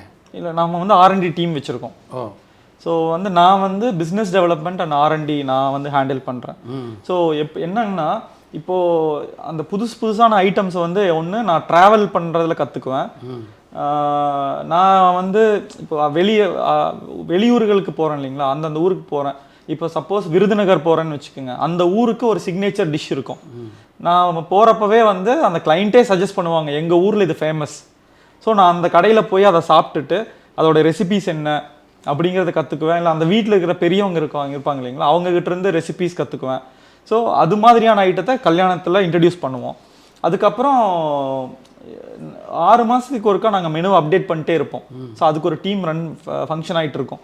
ஸ்வீட்ஸில் என்ன புதுசாக பண்ணலாம், ஸ்டார்டர்ஸில் என்ன புதுசாக கொண்டு வரலாம், புது கான்செப்டாக என்ன பண்ணலாம். ஸோ அது எல்லாமே வந்து நாங்கள் வந்து ஃபுல்லாக R&D பண்ணிகிட்டே இருப்போம். ஏன்னா இப்போது நாங்கள் நிறைய ஃபங்க்ஷன் பண்ணுறது கோயம்புத்தூர் அந்த பெல்ட். இப்போ தான் சென்னை வந்து நான் நிறைய ஈவெண்ட் பண்ண ஆரம்பிச்சிருக்கேன். ஸோ என்ன ஆகுனா ஓவர் த பீரியட் வந்துங்க ஒரே மாதிரி போர் அடிக்க ஆரம்பிச்சிடும். இப்போது ரிப்பீட்டடாக நம்மளோட கல்யாணம் பண்ணுற ஃபங்க்ஷனுக்கே நீங்கள் வர்றீங்க, ரங்கராஜ் கல்யாணத்துக்கு போனால் இதுதான் இருக்கும் அப்படின்னு நீங்கள் ஒரு மைண்ட் செட்டுக்கு வந்துடக்கூடாது. கரெக்ட். இன்னைக்கு வந்தனே பரவாயில்லையே, இன்னைக்கு புதுசாக ஒரு விஷயம் பண்ணியிருக்காங்க அப்படின்னு இருந்தால் தான் நான் வந்து இன்னும் க்ரோ ஆக முடியும், நான் அங்கே வந்து ஸ்டாண்ட் ஆக முடியும். ஸோ நாங்கள் வந்து மெனு, ப்ரெசன்டேஷன், டேஸ்ட்டு எல்லாத்தையுமே வந்து அப்கிரேட் பண்ணிகிட்டே இருப்போம். இப்போ ஒரு பக்கம் வெஜிடேரியன்லேயும் மிகப்பெரிய பெயர் உங்களுக்கு இருக்குது, இன்னொரு பக்கம் நான் வெஜிடேரியனில் கொடுத்துறீங்க, எப்படி? அதுக்கு ரீசன் வந்து அப்பா தான். ஏன்னா அப்பாவோட நான்வெஜ் வந்து ரொம்ப சூப்பராக இருக்கும். அவர் கற்றுக்கிட்ட இடம் வந்து பார்த்தீங்கன்னா ஒரு கிராமத்திலிருந்து கற்றுக்கிட்டாங்க. ஒரு மட்டன் குழம்புனா அந்த ஆட்டி வைக்கிற குழம்புன்னு சொல்லுவாங்க. மிளகு, சின்ன வெங்காயம் இதெல்லாம் போட்டு ஆட்டி வைக்கிற குழம்புன்னு ஊர் ஸ்டைலில் சொல்லுவாங்க. ஸோ அவருடைய ரெசிபியே அதுதான். அது வந்து அப்பாவுக்கு வந்து வெஜ் அண்ட் நான்வெஜ் வந்து ரெண்டுமே நல்லா வந்ததுனால எங்கள் டீமுக்கும் அந்த மாதிரி நாங்கள் ட்ரெயின் பண்ணிட்டோம். பட் எங்களுக்கு நான்வெஜ் பண்ணுறதுக்கு தனி ஷெஃப்ஸ் இருக்காங்க, வெஜிடேரியன் பண்ணுறதுக்கு தனி ஷெஃப்ஸ் இருக்காங்க. ஸோ நான்வெஜ் வந்து நாங்கள் இவ்வளோ நல்லா பண்ணுவோன்னு எல்லாருக்கும் தெரிய ஆரம்பிச்சதே வந்து விக்ரம் படத்தோட சக்ஸஸ் மீட்டில் தான். அந்த அந்த விருந்துக்கு அப்புறம் நிறைய நாங்கள் நான்வெஜ் பண்ண ஆரம்பிச்சிருக்கோம். விக்ரம் படத்தை பற்றி எவ்வளோ பேசினாங்களோ அந்த அளவுக்கு அந்த டின்னரை பற்றி எல்லாரும் பேசிட்டாங்க. இதில் வந்து நான் வெஜிடேரியனில் உங்களுடைய சிக்னேச்சர் டிஷ்ஷஸ்ன்னு எதை சொல்லலாம்? அதாவதுங்க, நாங்கள் மெயினாக ஃபோக்கஸ் பண்ணுறது வந்து வீட்டு முறை சமையல். கல்யாணத்துல ஆகட்டும், அது வெஜ் ஆகட்டும் நான்வெஜ் ஆகட்டும். ஸோ நீங்கள் வந்து ஒரு 5 வேளை கண்டினியூஸாக ஒரு கல்யாண வீட்டில் சாப்பிட்றீங்கன்னா ஒரு வேளை சாப்பிட்டு அடுத்த வேளை உங்களுக்கு அந்த டைமுக்கு பசிக்கணும். முதல்ல அந்த அளவுக்கு மசாலாஸ், ஆயில் டைஜஸ்ட் ஆகணும். அப்புறம் ஹெவியாக உங்களுக்கு ஃபீல் ஆகக்கூடாது. ஸோ அப்பா ஆரம்பத்துலேருந்து ஃபாலோ பண்ணுற விஷயம், நாங்கள் அதை கடைபிடிக்கிற விஷயம் என்னென்னா வீட்டு சாப்பாடு மாதிரி இருக்கணும். ஸோ நோ அஜினமோட்டோ, டால்டா, சோடாப்பு, கலர்ஸு இதெல்லாமே வந்து நாங்கள் சுத்தமாக அவாய்ட் பண்ணிடுறோம். அப்புறம் மசாலாஸ் கம்மியாக இருக்கும், ஆயில் கம்மியாக இருக்கும். ஸோ எங்களோட ப்ராசஸே அப்படி தான், குக்கிங் ப்ராசஸே அப்படி தான். நான்வெஜ் பொறுத்த வரைக்கும் பார்த்தீங்கன்னா நாங்கள் கிராமத்தோட ஸ்டைலுக்கு நிறைய முக்கியத்துவம் கொடுக்குறோம். அதாவது இப்போ மட்டன் கோலா பண்ணுறோன்னா அது வந்து ஒரு என்ன சொல்கிறது, ஒரு வீட்டிலலாம் மட்டன் கொத்துக்கறி போட்டு எப்படி பண்ணுவாங்க, பொட்டுக்கடலை மாவு போட்டு சிம்பிளாக இருக்கும். அதில் வந்து பிரெட் டம்ஸ் போடுறது, எக் கோட்டிங் கொடுக்கறது, இந்த மாதிரி எல்லாமே இருக்காது. ஸோ ஒரு சிம்பிள் ரெசிபி தான். அப்புறம் நல்லெண்ணெயில் சமைப்போம். நான்வெஜ் பொறுத்த வரைக்கும் நல்லெண்ணெய் ஊற்றி சமைச்சா அதோடைய டேஸ்ட் வந்து நல்லா இருக்கும். அப்புறம் அந்த வாங்குற மீட் இருக்கு இல்லைங்களா, அதோடைய குவாலிட்டி வந்து பெஸ்ட்டாக இருக்கும். இப்போ ஒரு ஆடு வாங்குகிறோம் மட்டனுக்குன்னா அது வந்து ஒரு 10 to 11 கிலோ தான் இருக்கணும். அப்போ தான் அந்த மீட் வந்து டெண்டராக இருக்கும். ஸோ அந்த மாதிரியான ப்ராசஸ் நாங்கள் ஃபாலோ பண்ணுறோம். அப்புறம் மோஸ்ட்லி அந்த வில்லேஜ் ஸ்டைலில் பிச்சு போட்ட கோழி, பள்ளிப்பாளையம் சிக்கன், ஆட்டி வைக்கிற குழம்பு, ஸோ இந்த மாதிரியான ரெசிபி வந்து எங்களோட ரொம்ப ஃபேமஸ். இது போக ஆந்திராவோட ஸ்பெஷல்னு ஒவ்வொரு ஊரோட ஸ்பெஷல் வந்து நாங்கள் மெனுவில் வச்சுருக்கோம். இப்போ கோங்குரா சிக்கன், கோங்குரா மட்டன், அப்புறம் கேரளாலேருந்து ஃபிஷ் பொழிச்சது, செட்டிநாடுலேருந்து உப்பு கறி, அதுக்கப்புறம் வந்து நார்த்துலேருந்து டிக்காஸ், கெபாப்ஸ். ஸோ அந்தந்த ஊருடைய ஸ்பெஷல் ஐட்டம்ஸை வந்து நாங்கள் வந்து வச்சுருக்கோம். அந்தந்த ஷெஃப் தான் வந்து பண்ணுவாங்க. ஸோ எதனால வந்து எங்களோட எல்லா டிஷ்ஷுமே சொல்லுவாங்க எல்லாரும், இப்போது ஒரு 50 ஐட்டம் சாப்பிட்டோன்னா 50 ஐட்டம் பெஸ்ட்டாக இருக்குது, எப்படி நீங்கள் இதை வந்து மெயின்டைன் பண்ணுறீங்கன்னு கேட்பாங்க. காரணம் என்னன்னா அதோடைய ப்ரொஃபஷனல் ஷெஃப்ஸ் தான் நாங்கள் வந்து வச்சுருக்கோம். இப்போ நீங்கள் ஒரு அடப்பிரதமன் சாப்பிட்றீங்கன்னா அந்த அடப்பிரதமன் பண்ணுற ஷெஃப் ஃப்ரம் கேரளா. அந்த அடையை வந்து அவரே வந்து எழுதி, அந்த உருளி இருக்கும், அதுக்குன்னு அந்த செம்பில் உருளி இருக்கும். அந்த அடை பண்ணுறதுக்குன்னு மண்ணு செம்பு மிக்ஸ் பண்ணி ஒரு உருளி பண்ணுவாங்க. அதில் பண்ணிங்கன்னா தான் அந்த கலர் வரும். ஸோ அந்தந்த ஆத்தென்டிக் ப்ராசஸஸ் தான் நாங்கள் எல்லாத்துலேயும் ஃபாலோ பண்ணுறோம். ஸோ அதனால தான் வந்து எங்களால் அந்த குவாலிட்டியை வந்து மெயின்டைன் பண்ண முடியுது. இந்த ஸ்பைசஸ் எல்லாம் நீங்களே தயார் பண்ணுறதா? ஆமாம். என்னங்கன்னா இப்போது சாம்பாருக்கு ஃப்ரெஷ்ஷாக சாம்பார் மசாலா வறுத்து அரைச்சி பண்ணுவோம். ரசப்பொடி அங்கேயே ஃப்ரெஷ்ஷாக ரசப்பொடி வறுத்து பண்ணுவோம். அப்புறம் மீதி எல்லாமே வந்து ரெடிமேட் மசாலாவை வந்து ரொம்ப கம்மியாக 10%, ஒரு 1% தான் யூஸ் பண்ணுவோம். மீதி எல்லாமே வந்து எங்களோட ஓன் மசாலாஸ். இப்போ பிரியாணிக்குன்னா பட்டை கிராம்பு அரைச்சு, சின்ன வெங்காயம் அரைச்சு, அது எல்லாமே வந்து அப்பப்போ ஃப்ரெஷ்ஷாக அரைச்சி பண்ணுறது தான். இப்போ நான் வெஜிடேரியன் வெஜிடேரியன் ரெண்டும் சமைக்கிறீங்க, 2 கிச்சனும் வெவ்வேறையாக இருக்குமா? 2 வெசல் 2 ஆமாம் ஆமாம். இப்போ கல்யாண மண்டபத்துலேயே என்னங்கன்னா நான்வெஜ்ஜுக்கு எல்லா மண்டபத்துலேயும் அலோவ் பண்ண மாட்டாங்க. ஆமாம் ஆமாம். அலோவ் பண்ணாலும் சமைக்கிற பாத்திரங்கள் அவங்க தர மாட்டாங்க. ஸோ எங்களுக்கு அதுக்கு தனி டீம், தனி வெசல்ஸ் வச்சுருக்கோம். வெஜிடேரியனுக்கு தனியாக வச்சுருக்கோம். இப்போ கடந்த 20-22 வருடங்களாக இந்த துறையில் நீங்கள் இருக்கீங்க. 22 வருஷமாக இந்த துறையில் என்னென்ன சேஞ்சஸ்லாம் வந்திருக்குன்னு நினைக்கிறீங்க நீங்கள்? நிறைய சேஞ்சஸ் வந்திருக்குங்க. அதாவது ஒரு வெட்டிங் இண்டஸ்ட்ரி வந்து அப்நார்மலாக க்ரோத் ஆகிருக்கு. அப்படியா? ஆமாம். கிட்டத்தட்ட இன்றைக்கி வந்து பார்த்தீங்கன்னா நிறைய ஈவெண்ட் மேனேஜர்ஸ் வந்திருக்காங்க. இந்த வெட்டிங் இண்டஸ்ட்ரியை சுற்றி நிறைய பேருடைய வாழ்வாதாரம் அமைஞ்சிருக்கு. சூப்பர். மறைமுகமாக நேரடியாகவும் மறைமுகமாகவும் அவ்வளோ பேர் இன்வால்வ் ஆகிருக்காங்க. கிட்டத்தட்ட இந்தியா ஃபுல்லாக பார்த்தீங்கன்னா இப்போ வந்து நான் ரீசெண்டாக ஒரு ஈவெண்ட் மேனேஜ்மெண்ட் அவங்களுடைய கான்ஃபரன்ஸ் அட்டன் பண்ணேன். டெஸ்டினேஷன்ஸ் வெட்டிங் ஜாஸ்தியாக இருக்கு. முதல்லலாம் வந்து பார்த்தீங்கன்னா இப்போ இந்த கடந்த ஒரு 20 வருஷத்தில் நான் அண்டர்ஸ்டாண்ட் பண்ண சேஞ்சஸ் என்னென்னா, ஸ்பெண்டிங் வந்து நிறையா ஜாஸ்தியாக இருக்குது. எல்லாரும் கல்யாணத்தில் நல்லா கிராண்டாக பண்ணணும், சிக்கனமாக நடத்தணும்னு இல்லை. சிக்கனமாக நடத்தணுங்கிறது ஏன்னா கல்யாணம் வீட்டை கட்டிப்பார், கல்யாணம் பண்ணிப்பார். ஸோ ரெண்டுமே அவங்க வாழ்க்கையில் வந்து அவங்க கஷ்டப்பட்டு சம்பாதிக்கிறதே அதுக்காக தான். ஸோ இன்னைக்கு வந்து ஒவ்வொரு ஈவெண்ட்டையும் ரொம்ப மெமரபிளாக பண்ணுறாங்க. ஒரு பர்த்டே செலிப்ரேட் பண்ணாலே அதுக்கு அவ்வளோ மெனக்கடுறாங்க. வரவங்களுக்கு ரிட்டன் கிஃப்ட் கொடுக்கணும், டெக்கர் இப்படி இருக்கணும், சாப்பாடு இப்படி இருக்கணும். ஸோ இதெல்லாம் ஒரு சந்தோஷம், அப்புறம் ப்ரெஸ்டீஜ் கூட. ஸோ இது எல்லாமே கலந்த ஒரு விஷயம் இது. ஸோ மெனு நிறையா மாறி இருக்குங்க. இன்றைக்கி வந்து எப்படி வந்து ஓடிடி வந்ததுக்கப்புறம் மக்கள் வந்து எல்லா லாங்குவேஜும் பார்க்குறாங்களோ, கொரியன் பார்க்குறாங்க, ஜாப்பனீஸ் பார்க்குறாங்க, அது மாதிரி ஒரு ஃபுட்டில் வந்து எல்லாரும் வந்து ஜாப்பனீஸ் ஃபுட், ஆமாம், கொரியன் ஃபுட், அதுக்கப்புறம் வந்து நார்த் இந்தியன்ஸோட தாய் ஃபுட்டு, ஸோ ஒரு அரவுண்ட் த வேர்ல்டு ஃபுட்டை எக்ஸ்பெக்ட் பண்ணுறாங்க. ஸோ அவங்களோட எக்ஸ்போஷர் ஜாஸ்தியாக இருக்குது. அதுக்கு தகுந்த மாதிரி அவங்களோட எக்ஸ்பெக்டேஷன் ஜாஸ்தியாக இருக்குது. ஒரு டெக்கர் பண்ணுறாங்கன்னா அது இந்த மாதிரி தீம் இருக்கணும். இன்றைக்கி வந்துங்க நம்ம எதுவும் செய்ய வேண்டாம், ஒரு கிளைண்ட்டே எல்லாம் கொடுக்குறாங்க. இன்றைக்கி வந்து பின்ட்ரெஸ்ட் இருக்குது, அதில் வந்து ரெசிபீஸு மெனு எல்லாமே இருக்கும், டெக்கர் இருக்கும். அவங்க வந்து ஃபோட்டோ காமிப்பாங்க, எனக்கு இந்த டிஷ் வேணும், டெக்கர் இப்படி வேணும், எனக்கு இந்த ப்ராடக்ட் வேணுங்கிற அளவுக்கு வெல் எக்ஸ்போஸ்டாக இருக்காங்க. ஸோ அது ஒரு மிகப்பெரிய மாற்றம். அதுக்கப்புறம் வந்து பார்த்தீங்கன்னா முதல்ல வந்து நிறைய பேரை கூப்பிட்டு கல்யாணம் பண்ணணும்னு நினைப்பாங்க. இப்போ வந்து என்ன ஆயிருக்குன்னா கோவிட்க்கு அப்புறம் கம்மியான ஆட்களை கூப்பிட்டு, ஆனால் அங்கே அதுக்கு பண்ணுற செலவை அப்படியே இவங்களுக்கு பண்ணணும், ரிச்சாக பண்ணணும். ஸோ அப்போ தான் நாங்கள்லாம் இன்ட்ரடியூஸ் பண்ணது இந்த கோல்டன் தாலி பிளேட்டு. அதுக்கப்புறம் கான்செப்ட் வைஸ் ஃபுட், ஒரு ஈக்கோ ஃப்ரெண்ட்லி கான்செப்ட். ஒரு நாள் வந்து ராஜஸ்தானி தாலி பண்ணுவோம், ஒரு நாள் வந்து ஆந்திரா போஜனம் பண்ணுவோம். ஸோ ஒவ்வொரு நேரம் அந்தந்த இந்த மாதிரியான இன்னோவேஷன்ஸ் எல்லாம் வந்து நிறைய மாறி இருக்கு. இப்போ பள்ளிப்பாளையம் சிக்கன் சொன்னீங்க. பள்ளிப்பாளையத்து சிக்கனில் என்ன ஃபேமஸ்? இல்லைங்க, பள்ளிப்பாளையம் சிக்கனுங்கிறது அதே கோழி தான், இந்த மசாலா தான் அதில் வித்தியாசம். என்னென்னா தேங்காய் வந்து பல்லு பல்லாக கட் பண்ணி, வரமிளகாயை வந்து நீட்டமாக விதையை எடுத்துட்டு, சின்ன வெங்காயம் நல்லெண்ணெய் ஊற்றி, வெறும் வீட்டு மிளகாத்தூள். வீட்டிலலாம் வந்து இப்போ நம்ம கிராமத்து சைட்லலாம் என்ன பண்ணுவாங்கன்னா 6 மாதத்துக்கு ஒருக்கா மசாலா அரைச்சி வச்சுருவாங்க. ஆமாம். வரமிளகா, மல்லி, சீரகம், கருவேப்பிலை இதெல்லாம் போட்டு தனியாக வறுத்து வெயிலில் காய வச்சு அரைச்சி பவுடர் பண்ணி வச்சுருப்பாங்க. எல்லா சாம்பார் குழம்பு எல்லாத்துக்கும் அதுதான் யூஸ் பண்ணுவாங்க. ஸோ அந்த மாதிரியான சிம்பிள் மசாலா போட்டு பண்ணுறது தான் Pallipalayam chicken. Coca Cola formula மாதிரி மாதம்பட்டி ரங்கராஜனுடைய சமையல் ஃபார்முலாவும் சீக்ரெட்டுங்கிறதெல்லாம் எதுவும் இல்லைங்க. இன்றைக்கி எல்லாமே என்னைக்கு வந்து இன்னைக்கு சோஷியல் மீடியாவில் தான் உலகமே இயங்கிட்டு இருக்கு. கூகுளில் தான் பாதி எல்லாமே இருக்குது. இன்றைக்கி எது வேணாலும் ஏஐ வந்துருச்சு. நீங்கள் என்ன வேணாலும் கூகுள் பண்ணால் எல்லாமே உங்களுக்கு எல்லாமே டிரான்ஸ்பரண்ட் கையில் இருக்குது. ஒரு ரெசிபியை மட்டும் வச்சு நீங்கள் டேஸ்ட் கொடுக்க முடியாது.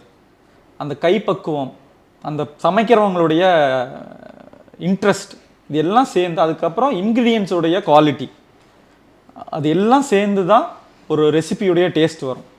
நான் வந்து உங்களுக்கு ஒரு காஃபி போடணும் என்ன எப்படின்னு நான் உங்களுக்கு ரெசிபியாக சொல்லிடுவேன். ஆனால் நான் போட்ட காஃபிக்கும் நீங்கள் போடுற காஃபியும் வித்தியாசமாக இருக்கும். ஏன்னா அது வந்து சின்ன சின்ன ஒரு அதாவது சமையல் அப்படிங்கிறது வந்து ஒரு சயின்ஸ். நீங்கள் எந்த டெம்பரேச்சரில் வந்து எதை ஆட் பண்ணணும், அந்த ப்ராசஸ் வந்து அனுபவத்தில் மட்டும்தான் வரும். உங்களுக்கு பிடித்த டிஷ் எது? எனக்கு பிடிச்ச டிஷ் வந்து கோதுமை அல்வா. எப்படின்னா அது ஒரு பெரிய ப்ராசஸ். ஒரு நல்ல கோதுமை அல்வா வந்து பண்ணணும்னா நல்ல சம்பா கோதுமை வாங்கி 2 நாளைக்கு முன்னாடியே ஊற வச்சு நல்லா ஒரு 6 மணி நேரம் ஊறினதுக்கப்புறம் அரைச்சி பால் எடுத்து வச்சிடணும். அந்த பால் வந்து நல்லா புளிக்கும். புளிச்சதுக்கப்புறம் நீங்கள் சுகரை வச்சு சர்க்கரையெல்லாம் அந்த பாலில் சர்க்கரை எல்லாம் போட்டுட்டு அதை நீங்கள் ப்ராசஸ் பண்ணி ஒரு டெம்பரேச்சரில் லெமன் கொஞ்சம் ஸ்குவீஸ் பண்ணணும். அப்புறம் ஹாட் வாட்டர் வந்து நல்லா கொதிக்கிற டெம்பரேச்சரில் ஒரு 100 டிகிரிக்கு மேலே இருக்கிற தண்ணியை வந்து ஆட் பண்ணிங்கன்னா அப்படியே வந்து அது கிளாஸியாக மாறும். அந்த ஒரு மேஜிக் நடக்கும். என்னோட ஃபேவரட் ஸ்வீட், நான் ரொம்ப சாப்பிட்ணுன்னு டெம்ப்ட் ஆச்சுன்னா அந்த ஸ்வீட்டு. ஏன்னா அது ப்ராசஸே ஒரு பியூட்டிஃபுல்லான மேக்கிங் ப்ராசஸ். நீங்கள் வெஜிடேரியன் ஃபுட் லவரா நான்வெஜிடேரியன் ஃபுட் லவரா? நான் ரெண்டுமே வந்து விரும்பி சாப்பிடுவேன். நான்வெஜ் வந்து ஏன்னா அப்போ வந்து பார்த்தீங்கன்னா ஒரு கல்யாணத்துக்கு சீசன் டைமில் கிளம்புனாங்கன்னா 10 நாள் 15 நாள் ஆகும் திரும்பி வர்றதுக்கு. மாதம்பட்டியிலேருந்து போனாங்கன்னா வர்றதுக்கு.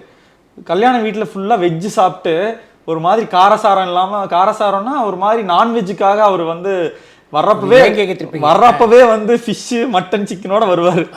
வந்த உடனே நான் ஸ்கூல் விட்டு வர்றப்போ சாயந்தரம் பார்த்தீங்கன்னா நல்லா ஒரு சூடாக சாப்பாடு, மீன் குழம்பு அம்மா வச்சிருப்பாங்க, வறுவல் இருக்கும். வந்தோடனே கைகால் மூஞ்சி கழுவிட்டு வந்து சுட சுட சாப்பாடு போட்டு அந்த நல்லெண்ணெய் ஊற்றி மீன் குழம்பு பண்ணி வச்சுருப்பாங்க. அப்படி இருக்கும் சாப்பிட்டா. ஸோ நான்வெஜ் வந்து அப்பா கிட்டேருந்து அந்த நான்வெஜ் சமைக்கிறதாகட்டும் சாப்பிட்றதாகட்டும் அவர் வந்து ரொம்ப நான்வெஜ் வந்து விரும்பி சாப்பிடுவாங்க. ஸோ நாங்களும் நான்வெஜ் வந்து சாப்பிடுவோம். அம்மாவும் நல்லா சமைப்பாங்களா? அம்மா வந்து ரொம்ப பிரமாதமாக சமைப்பாங்க. ஏன்னா எனக்கு அப்பா சமையலை விட அம்மா சமையல் தான் ரொம்ப பிடிக்கும். இப்போ கூட நான் வந்து இப்போ நாங்கள் யூஎஸ் ரெஸ்டாரண்ட்டில் கோவை கஃபே அரிசி பருப்பு சாதம் அங்கே இன்ட்ரடியூஸ் பண்ணியிருக்கோம்.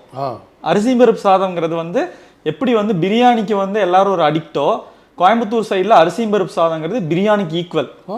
நீங்கள் வந்து அந்த அரிசி பருப்பு சாதத்தோட பருப்பு சாதம் தானே, அரிசியும் பருப்பையும், அது எப்படின்னா இப்போ ஒரு திடீர்னு ஒரு கெஸ்ட் வந்துட்டாங்க, ஒரு 10 நிமிஷத்துல செஞ்சிடலாம். அரிசி பருப்பையும் ஒட்டுக்கா போட்டு தாளிச்சு வந்து குக்கர்ல வச்சு விசில் 3 விசில் விட்டீங்கன்னா அரிசி பருப்பு சாதம் ரெடி. அதில் மேலால தேங்காய் எண்ணெய் ஊற்றி தேங்காய் பூவை வந்து துருவி போட்டு அப்படியே வந்து சர்வ் பண்ணி கூட வந்து ஊறுகாய் வச்சு சாப்பிட்லாம், பிளெயினாக சாப்பிட்லாம், தயிரோட சாப்பிட்லாம். அவ்வளோ சாப்பிட்டே இருக்கலாம். மசாலா இருக்காது, ரொம்ப மைல்டாக இருக்கும். வெறும் வெங்காயம், தக்காளி, பூண்டு, அவ்வளோதான் அதில் மேஜரான இன்க்ரீடியன்ஸே. நான் சொன்ன வீட்டு சாம்பார் தூள், அவ்வளோதான். இதுதான் அதோட இன்க்ரீடியன்ஸே.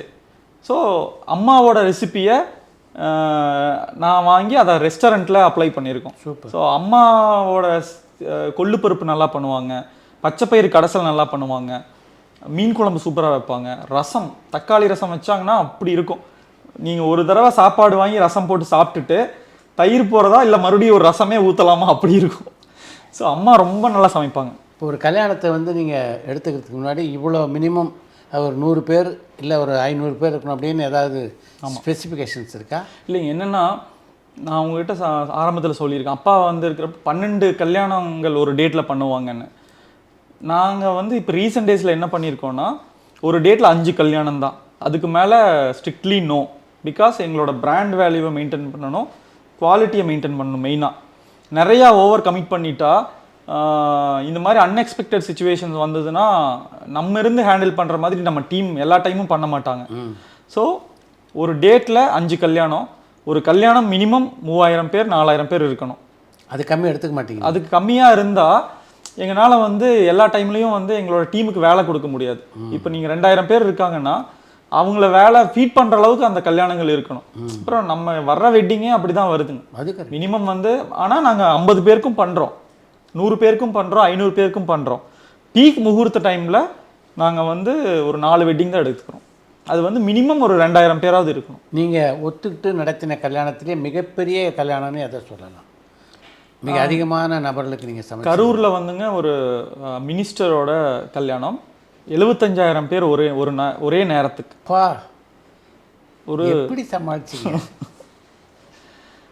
அது வந்து ஒரு பெரிய ஸ்கூல் கிரவுண்டு, அங்கே ஒரு ஆடிட்டோரியம் இருக்குது. அங்கே வந்து பெரிய கிட்டத்தட்ட 2500 பேர் நம்மளுடைய டீம் மட்டும் ஒரே நேரத்தில் 75000 பேருக்கு டின்னர் பண்ணோம். அதுவும் 3 sweet, 3 starter, 9 main course, dessert, நல்லா கிராண்டான மெனு. ஸோ நாங்கள் இது வரைக்கும் பண்ணதில் மிகப்பெரிய க்ரௌடில் ஒரே நேரத்தில் பண்ணது அது. அதே மாதிரி மிகப்பெரிய பாராட்டுதல் உங்களுக்கு பெற்று தந்ததுன்னா எந்த திருமணத்தை சொல்லலாம்? திருமணமாக பாராட்டுனா கார்த்தி அண்ணா வெட்டிங். 2014 அந்த டைமில் கொடிஷாவில் நடந்துச்சு. ஆமாம். ஏன்னா அங்கே வந்து பிளான் பண்ணது நைட்டு வந்து ஒரு 20000 பேருக்கு பிளான் பண்ணோம், வந்தது வந்து 30000 பேர் வந்துட்டாங்க. ஆனாலும் அதை வந்து நாங்கள் ஹேண்டில் பண்ணோம். அடுத்த நாள் ரசிகர்களுக்குன்னு தனியாக வந்து ஒரு 5000 பேருக்கு பிளான் பண்ணோம், 8000 பேர் வந்துட்டாங்க. ஸோ எல்லாத்தையுமே அந்த க்ரௌடு ஹேண்ட்லிங் பண்ணி எல்லாருமே வந்தவங்க எல்லாருமே சாப்பாட்டும் அதோடைய சுவையும் அதோடைய சர்வீஸையும் மிகப்பெரிய அளவில் வந்து குறிப்பிட்டாங்க. ஸோ அதுக்கு மிகப்பெரிய அப்ரிசியேஷன் கிடச்சிது. என்னங்கன்னா அப்பா செஞ்சிட்டு இருந்த டைம்லேயே பெரிய பெரிய அரசியல் தலைவர்களுக்கெல்லாம் அப்பா பண்ணியிருக்காங்க. அப்போவே 10000 பேருக்கெல்லாம் பண்ணியிருக்காங்க. ஸோ அதனால் அது வந்து நான் வந்து பண்ணுறப்போ அது இன்னும் எனக்கு ஈஸி தான். பெரிய அதில் ஒரு கஷ்டமோ இதுவோ இல்லை. ஏன்னா அந்தளவுக்கு அனுபவம் அவர்கிட்ட இருந்து நாங்கள் அதை அப்படியே கேரி ஃபார்வர்ட் பண்ணுறோம். இப்போ திரைக்கலைஞரில் பொறுத்த வரைக்கும் ஒரு பக்கம் கமல்ஹாசன், இன்னொரு பக்கம் விஜய், இன்னொரு பக்கம் சூர்யா, கார்த்தி, எல்லார் வீட்லேயும் நீங்கள் சமைச்சு சாப்பாடு கொடுத்துருக்கீங்க. இவங்கெல்லாம் என்னென்னலாம் விரும்பி சாப்பிடுவாங்க இந்த நட்சத்திரங்கள்லாம்? இல்லை, ஒவ்வொருத்தருக்கும் ஒவ்வொரு ஃபுட் ரொம்ப பிடிக்கும். கமல்ஹாசன் நான் வெஜிடேரியனில் எதை விரும்பி சாப்பிடுவார்? அவர் வந்து பிரியாணி, ஃபிஷ்ஷு, இந்த மாதிரி ஐட்டங்கள். சிவகுமார் அண்ணான்னா அவருக்கு வந்து அவர் என்னென்ன பிடிக்கும், வெஜிடேரியன். பிசிபேலாபாத் ரொம்ப பிடிக்கும். பூரி வந்து அவருக்கு வந்து நல்லா பதமாக இருக்கணும், கிறிஸ்பாக இருந்தால் அவருக்கு பிடிக்காது. ஸோ நான் வந்து என்னென்னா அவர் மட்டும் இல்லை, இப்போ நீங்கள் ரெகுலராக உங்கள் வீட்டில் நான் ஒரு ஃபங்க்ஷன் பண்ணுறேன்னா உங்களுக்கு என்ன பிடிக்கும்னு நான் வந்து நோட்டீஸ் பண்ணி வச்சுருப்பேன். எப்படின்னா நீங்கள் சாப்பிடுவீங்க இல்லையா, சாப்பிட்றப்போ நீங்கள் இலையிலலாம் எதெல்லாம் விரும்பி சாப்பிட்றீங்க, எதெல்லாம் வேண்டான்னு சொல்கிறீங்க, அதை வச்சு ஜென்ரலாகவே வந்து நான் வந்து எல்லா கெஸ்ட்டோடையும் ரொம்ப பர்டிகுலராக நாங்கள் வந்து நோட்டீஸ் பண்ணுவோம். ஸோ அது மாதிரி ஒவ்வொருத்தரோட இப்போ சூர்யானாலாம் பாதி நேரம் டயட்டில் தான் இருக்காங்க. அவர் வந்து மூவிக்கு தகுந்த மாதிரி வந்து என்ன ஃபீஸ்ட் கொடுத்தாலும் ஐயோ இல்லையா நான் வந்து ஷூட் இருக்கு வேண்டாம் நீ டெம்ப் பண்ணாதன்னு சொல்லிடுவாங்க. ஸோ கார்த்தி அண்ணா பயப்படுவார்னு நினைக்கிறேன். கார்த்தி அண்ணா வந்து அவரோட டேஸ்ட் இருக்கும், நான்வெஜ்ஜு அவர் எல்லாமே விரும்பி சாப்பிடுவாங்க. என்னன்னா நம்மளோடதுல வெஜ் அண்ட் நான்வெஜ் எல்லாமே வந்து ரொம்ப யூனிக்கான டேஸ்ட்டாக இருக்கும். அதனால் எல்லாருக்குமே அது வந்து ரொம்ப பிடிக்கும். விஜய் என்ன விரும்பி சாப்பிடுவார்? விஜயண்ணா வந்து சிக்கன் தான் அவருக்கு ரொம்ப ஃபேவரட். நாட்டுக்கோழி பிரியாணி பண்ணி கொடுத்தோம் லாஸ்ட் டைம். அப்புறம் பெரி பெரி சிக்கன்னு ஷாருக் கான் சார் அவர் வீட்டுக்கு வந்தப்போ ஒரு டின்னர் பண்ணோம், அது ரொம்ப அவங்களுக்கு பிடிச்சிது. சிக்கன் ஐட்டம் அவர் ரொம்ப விரும்பி சாப்பிடுவாங்க. அவர் வீட்டில் நீங்கள் விருந்து சமைக்க போன போது நான் உங்களை பேட்டி காண்ற மாதிரி உங்களை அவர் பேட்டி கண்டாராமே, என்ன பண்ணுறீங்க என்னன்னு. இந்த மாதிரி 2 பேரும் உட்காந்து பேசினோம். ஸோ நான் வந்து ஃபஸ்ட் டைம் அவரை மீட் பண்ணுறேன். அவ்வளோ பெரிய ஸ்டார் இவ்வளோ சிம்பிளாக நம்மளை பற்றி இவ்வளோ தூரம் பேசுகிறாங்கங்கிறதே ஒரு பெரிய கேட்குறாங்க, இன்ட்ரெஸ்டாக கேட்குறாங்க. அப்பா எப்போ ஆரம்பித்தாங்க, எப்படி பண்ணுறீங்க, ஸோ இதெல்லாம் வந்து கேட்குறாங்கிறதே ஒரு மிகப்பெரிய சந்தோஷமாக இருந்துச்சு. ஒரு மாதிரி ரொம்ப ஃப்ரெண்ட்லியாக பார்த்தோன்னே ரொம்ப வருஷம் பழகின மாதிரி ஒரு ஃபீல் அவர்கிட்ட. அந்த அளவுக்கு வந்து அண்ணா வந்து ரொம்ப, நான் தான் அவருக்கு சாப்பிட்றப்ப ஃபுட் சர்வ் பண்ணேன். ஸோ ரொம்ப ரொம்ப அது ஒரு மெமரபிள் டே. விக்ரம் விழாவுக்கு எப்படி உங்களை தேர்ந்தெடுத்தாங்க அப்படின்னு கேட்டிங்களா? வந்துங்க கமல் சாரோட ஆஃபீஸ்லேருந்து தான் வந்து அப்ரோச் பண்ணாங்க. ஹோட்டல் சாப்பாடே ரெகுலராக கொடுக்குறதுக்கு பதிலாக ஒரு சேஞ்சாக இலை போட்டு நம்ம ஊர் ஸ்டைலில் ஒரு சாப்பாடு கொடுக்கணும் அப்படிங்கிற தீமை வச்சு தான் நம்மளை செலக்ட் பண்ணாங்க. உங்களுக்கு என்ன விருப்பம் அப்படின்னு நான் தெரிஞ்சுக்கிட்டேன்னா, மெனுவிலிருந்து ப்ரெசன்டேஷன்லேருந்து அதை வந்து நீங்கள் எதிர்பார்க்குறத விட டபுள் த டைம் நான் டெலிவர் பண்ணுவேன். ஏன்னா ஒரு விஷயத்தை வந்து நம்ம வந்து ஒரு யூனிக்காக, நம்மளுக்குன்னு ஒரு யூனிக்காக ஒரு விஷயம் பண்ணணும். 10ஓட 11 இருக்கிறத நான் என்றைக்குமே விரும்ப மாட்டேன். நம்மளுக்குன்னு ஒரு ஸ்டைல் இருக்கணும்னு. ஸோ அந்த இதில் பொறுத்த வரைக்கும் ஓகே, தலவாழை விருந்து ஒரு வில்லேஜ் ஸ்டைல் ஃபுட். ஸோ அதில் என்ன பெஸ்ட்டாக பண்ணலாம், நல்லா வஞ்சரம் தவா ஃப்ரை, எறா தொக்கு, அப்புறம் நல்லா மட்டன் குழம்பு, பாயா, பன் பரோட்டா, சீரக சம்பா போட்டு நல்லா பிரியாணி, திருநெல்வேலி ஸ்டைலில் அல்வா, அதுக்கப்புறம் வந்து நல்லா கறி தோசை, முட்டை தோசை, நல்லா சின்ன வெங்காயம் போட்டு தயிர் சாதம். வெங்காயத்தினையும் சாப்பிட்றது ஒரு மனுஷன். டின்னரில் சாப்பிட்ற குவான்டிட்டி வந்து பார்த்தீங்கன்னா 500 to 600 கிராம் மேக்ஸிமம் அவ்வளோதான் சாப்பிடுவாங்க. காலையில் பொறுத்த வரைக்கும் பார்த்தீங்கன்னா 300 to 400 கிராம்ஸ். ஸோ லஞ்சு அதே மாதிரி தான் இருக்கும். ஸோ நாங்கள் எவ்வளோ ஐட்டம் கொடுத்தாலும் எல்லா ஐட்டத்தையும் டேஸ்ட் பண்ணுற அளவுக்கு தான் குவான்டிட்டி இருக்கும். ஸோ ஸ்வீட்னா 20 கிராம், ஸ்டார்டர்னா எல்லாமே மினி வெர்ஷன். நீங்கள் வந்து ஒரு ரோஸ்ட் சாப்பிட்றீங்கன்னா ஹோட்டலில் இருக்கிற மாதிரி பிளேட் இலைய அளவுக்கு இருக்காது, உள்ளங்கை அளவு தான் இருக்கும். நீங்கள் வந்து பிளெயின் தோசை சாப்பிட்லாம், ஒரு கம்பு தோசை சாப்பிட்லாம், ஒரு வெஜிடபிள் ஆம்லெட் சாப்பிட்லாம், குட்டி குட்டியாக இருக்கும். ஸோ எங்களோட ஸ்பெஷலே வந்து மினியேச்சர். அதனால் எல்லாத்தையும் டேஸ்ட் பண்ணலாம், எல்லாத்தையுமே டேஸ்ட் பண்ணலாம். நீங்கள் சாப்பிட்டீங்கன்னா ஓகே இன்னும் கொஞ்சம் சாப்பிட்லாமே, ஏதாவது அடுத்தது கேட்டு சாப்பிட்ற அளவுக்கு ஒரு ஸ்பேஸ் இருக்கும், ரொம்ப டம்ப் ஆகாது. ஸோ நாங்கள் குட்டி பரோட்டா தான் போடுவோம். ஒரு ரொட்டி போடுறோன்னா சின்ன சைஸாக தான் இருக்கும். ஒரு இட்லி அப்படின்னா வீட்டில் குக்கர் இட்லி இருக்கும் இல்லைங்களா, அந்த சைஸ் தான் இருக்கும். அப்போ தான் நீங்கள் எல்லா இடத்தையும் டேஸ்ட் பண்ண முடியும். இந்த விக்ரம் விழாவில் உங்களுடைய சாப்பாடு மிகப்பெரிய ஹிட் அப்படின்றதுனால தான் கமல்ஹாசனுடைய பிறந்த நாள் விழாவுக்கு பார்த்தீங்கன்னா ஒரு ஸ்டார் ஹோட்டல்லையே உங்களை ஏற்பாடு பண்ணியிருந்தார். ஆமாம், மிகப்பெரிய விஷயம் அது ஆக்சுவலாக. ஆமாம், அந்த மாதிரி லீலா பேலஸில் நம்மளை அலோவ் பண்ணுறாங்கங்கிறதே ஒரு பெரிய இது. யாரையுமே பொதுவாக அலோவ் பண்ண மாட்டாங்க அவுட் சைட் கேட்டரை. ஸோ அவர் கமல் சார் அனுமதி வாங்கினார். ஆமாம், கமல் சார் வந்து பெர்மிஷன் வாங்கியிருக்காங்கன்னா அது மிகப்பெரிய கௌரவமாக இருந்துச்சு.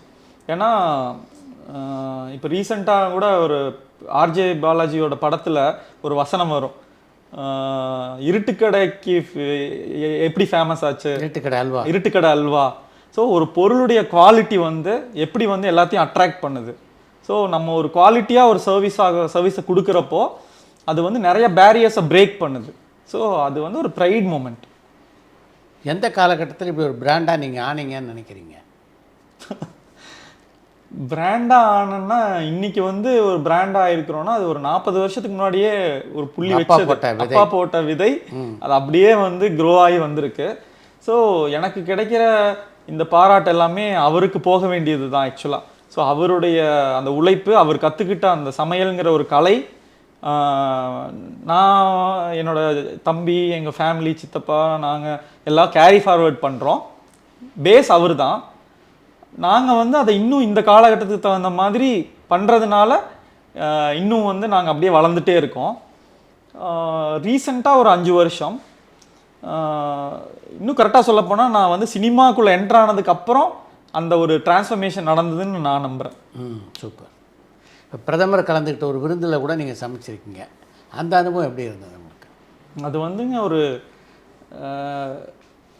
பிஎம் உள்ளே வர்றப்போ நான் வந்து அவர் பக்கத்தில் நின்றுட்டுருக்கேன். அந்த ஒரு மெமெண்ட் வந்து பயங்கரமான ஒரு வைப்ரேஷன். அவர்கிட்ட ஒரு பெரிய தேஜஸ் இருக்கு. அவர் அரசியல்வாதியையும் தாண்டி ஒரு பர்சனாலிட்டியா அவர் வந்து he will attract many people. அந்த அளவுக்கு அவர்கிட்ட ஒரு வைப்ரேஷன் இருக்குது. அதை நான் உணர்ந்தேன். உண்மையாலுமே அவர் ஒரு பர்சனனா மிகப்பெரிய ஒரு ஆளுமை. அவர்கிட்ட நம்ம நிறைய விஷயங்கள் கற்றுக்கணும். என்னென்னா நான் வந்துங்க அந்த ஈவெண்ட்டுக்கு எக்ஸிக்யூட் போனப்போ அவரோட பிஎஸ்ஓ பர்சனல் செக்யூரிட்டி ஆஃபீஸர்ஸ் இருப்பாங்க இல்லையா, ரொம்ப ஃப்ரெண்ட்லியாக வந்து நிறைய விஷயங்கள் வந்து பேசினாங்க. எப்படின்னா ப்ரோட்டோகால்ஸ் என்ன, நீங்களாம் என்னென்னலாம் ஃபாலோ பண்ணணும், அது போக என்னை பற்றி கம்ப்ளீட்டாக ஹிஸ்ட்ரி எடுத்து வச்சுருந்தாங்க. ஸோ நான் எப்போ பிஸ்னஸ் ஆரம்பித்தேன், நான் மூவி ஆக்ட் பண்ணுற வரைக்கும் எல்லாமே. ஏன்னா ஒரு பிஎம்க்கு ஒருத்தர் வந்து சர்வ் பண்ணுறாங்கன்னா அவங்களோட ப்ரோட்டோகால் படி செக்யூரிட்டி வந்து எவ்வளோ முக்கியம். அவர் எத்தனை மணிக்கு காலை எந்திரிக்கிறாரு, எந்திரிச்சு அவரே டீ போட்டு குடிக்கிறாரு, 6 மணிக்கு முன்னாடி டின்னர் சாப்பிட்டு முடிச்சிடுறாரு, யோகா மெடிடேஷன் பண்ணுறாரு. ஸோ மில்லட்ஸ்க்கு நிறையா முக்கியத்துவம் கொடுக்குறாரு, அவரோட உணவு பழக்க வழக்கம். ஸோ இது எல்லாமே வந்துங்க ஒவ்வொருத்தரும் ஃபாலோ பண்ண வேண்டிய விஷயம். அவர் வந்து உண்மையாலுமே ஒரு பவர்ஃபுல் பர்சன். அவருக்கு சமைச்சது வந்து ஒரு மிகப்பெரிய அனுபவம். இப்போ பிரதமருடைய அந்த விருந்தானாலும் சரி, வெளிநாடுகளில் நீங்கள் அரேஞ்ச் பண்ண விருந்தானாலும் சரி, இங்கேருந்து தண்ணியே எடுத்து போகிறத வழக்கமாக வச்சுருக்கீங்க. இந்த கோயம்புத்தூர் சிறுவாணி தண்ணிக்கு அவ்வளோ வந்து பவர் இருக்கா டின்னரில்? நீங்கள் வந்து சிறுவாணி தண்ணியை, நான் சிறுவாணி தண்ணி குடித்து வளர்ந்தவன். ஏன்னா மாதம்பட்டியிலேருந்து 20 கிலோமீட்டர் தான் சிறுவாணி டேம். ஸோ அந்த நான் 1983 அந்த டைம்லலாம் வந்து பார்த்தீங்கன்னா சும்மா பைப்பில் சிறுவாணி தண்ணி வரும். அந்த தண்ணிக்கு வந்து அப்படி ஒரு கல்கண்டு மாதிரி ஒரு டேஸ்ட்டு. அதாவது உலகத்திலேயே 2வது சுவையான தண்ணிங்கிறது சிறுவாணி தண்ணின்னு சொல்கிறாங்க. அதை நான் நம்புகிறேன். ஒவ்வொரு ஊருக்கும் காவேரி ஆற்று தண்ணிக்கு ஒரு டேஸ்ட் இருக்குது. பட் என்னுடைய ரெசிபிக்கு சிறுவாணி தண்ணி ஒரு ப்ளஸ்ன்னு நான் நம்புகிறேங்க. இந்த தண்ணி அவ்வளோ மேஜர் பார்ட் வைக்குதான்? கண்டிப்பாக. நீங்கள் வந்து ஏன் இருட்டுக்கடை அல்வாக்கு ஒரு கன்சிஸ்டன்சி இருக்குன்னா தண்ணியும் காரணம். இப்போ வந்து என்னன்னாங்க டெக்னிக்கலாக பார்த்தா, இப்போ நான் மலேசியாவில் ஒரு வெட்டிங் பண்ணோம். ஸோ சிறுவாணி தண்ணி என்ன டிடிஎஸ் லெவல் இருக்கும், என்ன பிஹெச் லெவல் இருக்குமோ, அங்கே இருக்கிற தண்ணியை இந்த டிடிஎஸ் பிஹெச் லெவலுக்கு ஆர்ஓ பண்ணி தான் சமைச்சோம். அந்த தண்ணியை நான் குடிக்கிறப்போ பாட்டில் வாட்டர் குடித்தா ரெண்டுக்கும் அவ்வளோ பெரிய டேஸ்ட் டிஃப்ரென்ஸ் இருக்குது. ஸோ சமைக்கிற தண்ணி ரொம்ப முக்கியம். நான் முன்னாடியே சொன்ன மாதிரி சமையலில் அந்த ரா மெட்டீரியலுடைய குவாலிட்டி வந்து மிகப்பெரிய மாற்றத்தை கொடுக்கும். மலேசியாவில் சமைச்சது எப்படி இருந்தது? அது வந்து ஆக்சுவலாக அந்த வெட்டிங் எனக்கு வந்தது வந்து பிஎம்முக்கு நம்ம ஃபுட் பண்ணோம். அந்த அந்த வீடியோவை வந்து நான் இன்ஸ்டாகிராமில் ஷேர் பண்ணியிருந்தேன். அதை பார்த்து தான் வந்து அந்த வெட்டிங் வந்து எனக்கு வந்துச்சு. அவருக்கு வந்து நம்ம ஊர் சாப்பாடை இலை போட்டு பரிமாறணும் அப்படின்னு அந்த ஆசை. அவர் வந்து பார்த்தீங்கன்னா மலேசியன் இந்தியன் காங்கிரஸ் கட்சி தலைவர், அவரோட பொண்ணு கல்யாணம். விக்னேஸ்வரன் சார். ரொம்ப 10,000 பேருக்கு இலை போட்டு சாப்பிடணும், 1200 பேர் ஒரு டைமில் உட்கார்ற மாதிரி டைனிங். ஸோ மிகப்பெரிய சேலஞ்சஸாக இருந்துச்சு. ஏன்னா 70 பேர் இங்கேருந்து ஃப்ளை பண்ணியிருந்தோம், 500 பேரை லோக்கல் எம்ப்ளாய் பண்ணியிருந்தோம். அங்கே வந்தவங்கெல்லாம் இந்தோனேஷியன், மலாய் பீப்புள், தமிழ் பீப்புளெலாம் மிக்சடாக இருந்தாங்க. லாங்குவேஜ் புரியல, சைனீஸ் இருந்தாங்க. ஸோ அவங்களுக்கு நம்ம வந்து ஒரு ட்ரைனிங் செஷன் கொடுத்துருந்தோம். ஸோ ஒரு புது அனுபவமாக இருந்துச்சுங்க. இப்போது அந்த ஃபங்க்ஷனுக்கு அப்புறம் உலகத்தில் எங்கே ஃபங்க்ஷன் பண்ணாலும் போய் பண்ண முடியுங்கிற ஒரு நம்பிக்கை வந்து கிடச்சிருக்கு. ஸோ இப்போது யூஎஸ் ரெஸ்டாரண்ட்டுக்கு அப்புறம் யூஎஸில் டெஸ்டினேஷன் வெட்டிங்காக நிறைய என்கொயரிஸ் வருது. ஹவாய் ஐலாண்டில் அக்டோபரில் ஒரு ஃபங்க்ஷன். ஸோ ஒரு 200 பேர் தான், ஆனால் நம்மளோட சவுத் இந்தியன் ஃபுட் கொடுக்கணும்னு. ஸோ இந்த மாதிரியான வாய்ப்புகள் வருவதற்கு அந்த மலேசியன் வெட்டிங்கும் ஒரு காரணம். அதே மாதிரி நீங்கள் பங்கு கொண்ட ஒரு வித்தியாசமான திருமணம்னா மருத்துவர் சிவராமுடைய மகன் திருமணம். ஆமாம். அதில் முழுமையாக மில்லட் அது மாதிரி வச்சு சமைச்சிங்களா? அந்த அனுபவம் எப்படி இருந்தது? ஏன்னா டாக்டர் சிவராமன் சார் வந்து எல்லாருக்கும் அட்வைஸ் பண்ணுறாரு, ஸோ நீங்கள் இப்படி சாப்பிடணும் அப்படின்னு. நான் அவர் வீட்டுக்கு போயிருந்தப்போ அவரே அதைத்தான் வந்து ரொட்டீனாக ஃபாலோ பண்ணுறாரு. ஸோ எனக்கு வந்து அவரை வந்து ஒரு 10 வருஷமாக எனக்கு அவர் தெரியும். கோயம்புத்தூரில் சிறுதுள்ளின்னு ஒரு அமைப்பு இருக்குது, அதில் அவர் கெஸ்ட் ஸ்பீக்கராக வந்தார். ஸோ அங்கே நம்ம ஃபுட்டு பண்ணுறோம். அவர் வந்து அந்த அன்னைக்கு பரோட்டா நம்ம போட்டிருக்கோம் மெனுவில். அவர் வந்து அந்த ஈவெண்ட்டில் பரோட்டாவாக சாப்பிடக்கூடாது அப்படின்னு சொல்லி பேசுகிறாரு.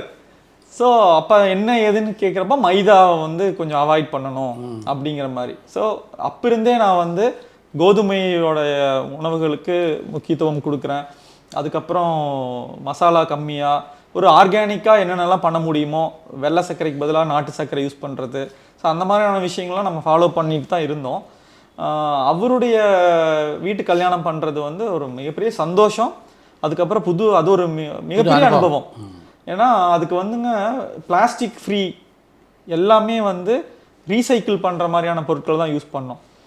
Wooden cups, spoon, biodegradable cups, water bottle இல்லாமல் தண்ணியை வந்து ஜீரகம், அதுக்கப்புறம் வந்து அந்த வெட்டி வேர் போட்டு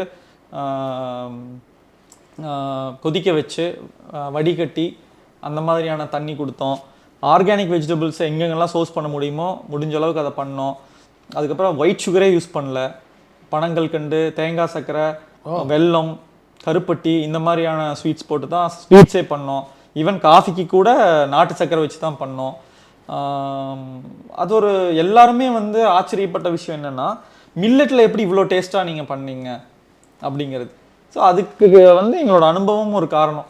ஏன்னா இப்போ சோளத்துலனா அது வந்து பணியாரம் நல்லா வரும், சம்டைம்ஸ் அதில் தோசை பண்ணால் நல்லா வராது. ஸோ எந்த மில்லட் எந்த டிஷ்ஷுக்கு நல்லா இருக்கும் அப்படிங்கிற சாய்ஸ். ஸோ அவர் எனக்கு ஃபுல் ஃப்ரீடம் கொடுத்தாரு. ஆரம்பத்தில் வந்து ரொம்ப யோ எப்படி இருக்கும், என் நண்பர்கள்லாம் சொல்லிகிட்டே இருக்காங்க, உன் வீட்டுக்கு வந்தால் நீ என்ன கம்பங்கூழ் போடுவியா, ராய்க்கு கூழ் ஊற்றுவியான்னு கிண்டல்லாம் பண்ணாங்க அப்படின்லாம் சொல்லிட்டு இருந்தார். அப்போ என்கிட்ட இன்ட்ராக்ட் பண்ண அவருக்கு ஒரு மிகப்பெரிய நம்பிக்கை வந்துச்சு. அதே மாதிரி எல்லாருமே அப்ரிஷியேட் பண்ணாங்க. கவுனி அரிசியில் பாயசம் பண்ணியிருந்தோம். அப்புறம் வந்து தென்னங்குருத்தில் பொரியல், மாதுளையில் பொரியல், பீக்கங்காய் சட்னி, இந்த மாதிரி சோள உருண்டை சாதம், கம்பு தயிர் சாதம்லாம் நாங்கள் நார்மலாகவே அங்கே பண்ணுறது. ஸோ மாப்பிள்ளை சம்பா அரிசியில் சாம்பார் சாதம், அந்த மாதிரியான நிறையா பண்ணியிருந்தோம். ரொம்ப எல்லாருமே அப்ரிஷியேட் பண்ணுவோம். நீங்கள் பல வெளிநாடுகள் போயிருக்கீங்க. வெளிநாட்டு உணவகங்களில் எது உங்களுக்கு ரொம்ப பிடிக்கும்? நான் சைனா வந்துங்க அந்த எக்ஸ்போக்காக நிறைய ட்ராவல் பண்ணுவேன். மோஸ்ட்லி எக்ஸ்போக்கு போவேன். அங்கே வந்து சைனீஸோட ஸ்ட்ரீட் ஃபுட் வந்து ரொம்ப பிடிச்சிது. அதாவது அவ்வளோ ஆத்தென்டிக்காக இருந்துச்சு. அப்படியா? ஆமாம். மோர் வெஜிடபிள்ஸு, மீட்டுக்கு முக்கியத்துவம் கொடுத்து பண்ணுவாங்க. எனக்கு ரொம்ப டேஸ்ட் ரொம்ப பிடிச்சிது. நான் ரொம்ப ஸ்பைசி சாப்பிடுவேன். எனக்கு காரசாரமாக இருந்தால் தான் ஃபுட்டு பிடிக்கும். ஸோ அந்த ஃபுட் எனக்கு பிடிச்சிது. தாய்லாந்து ஃபுட் எனக்கு வந்து பிடிக்கும்.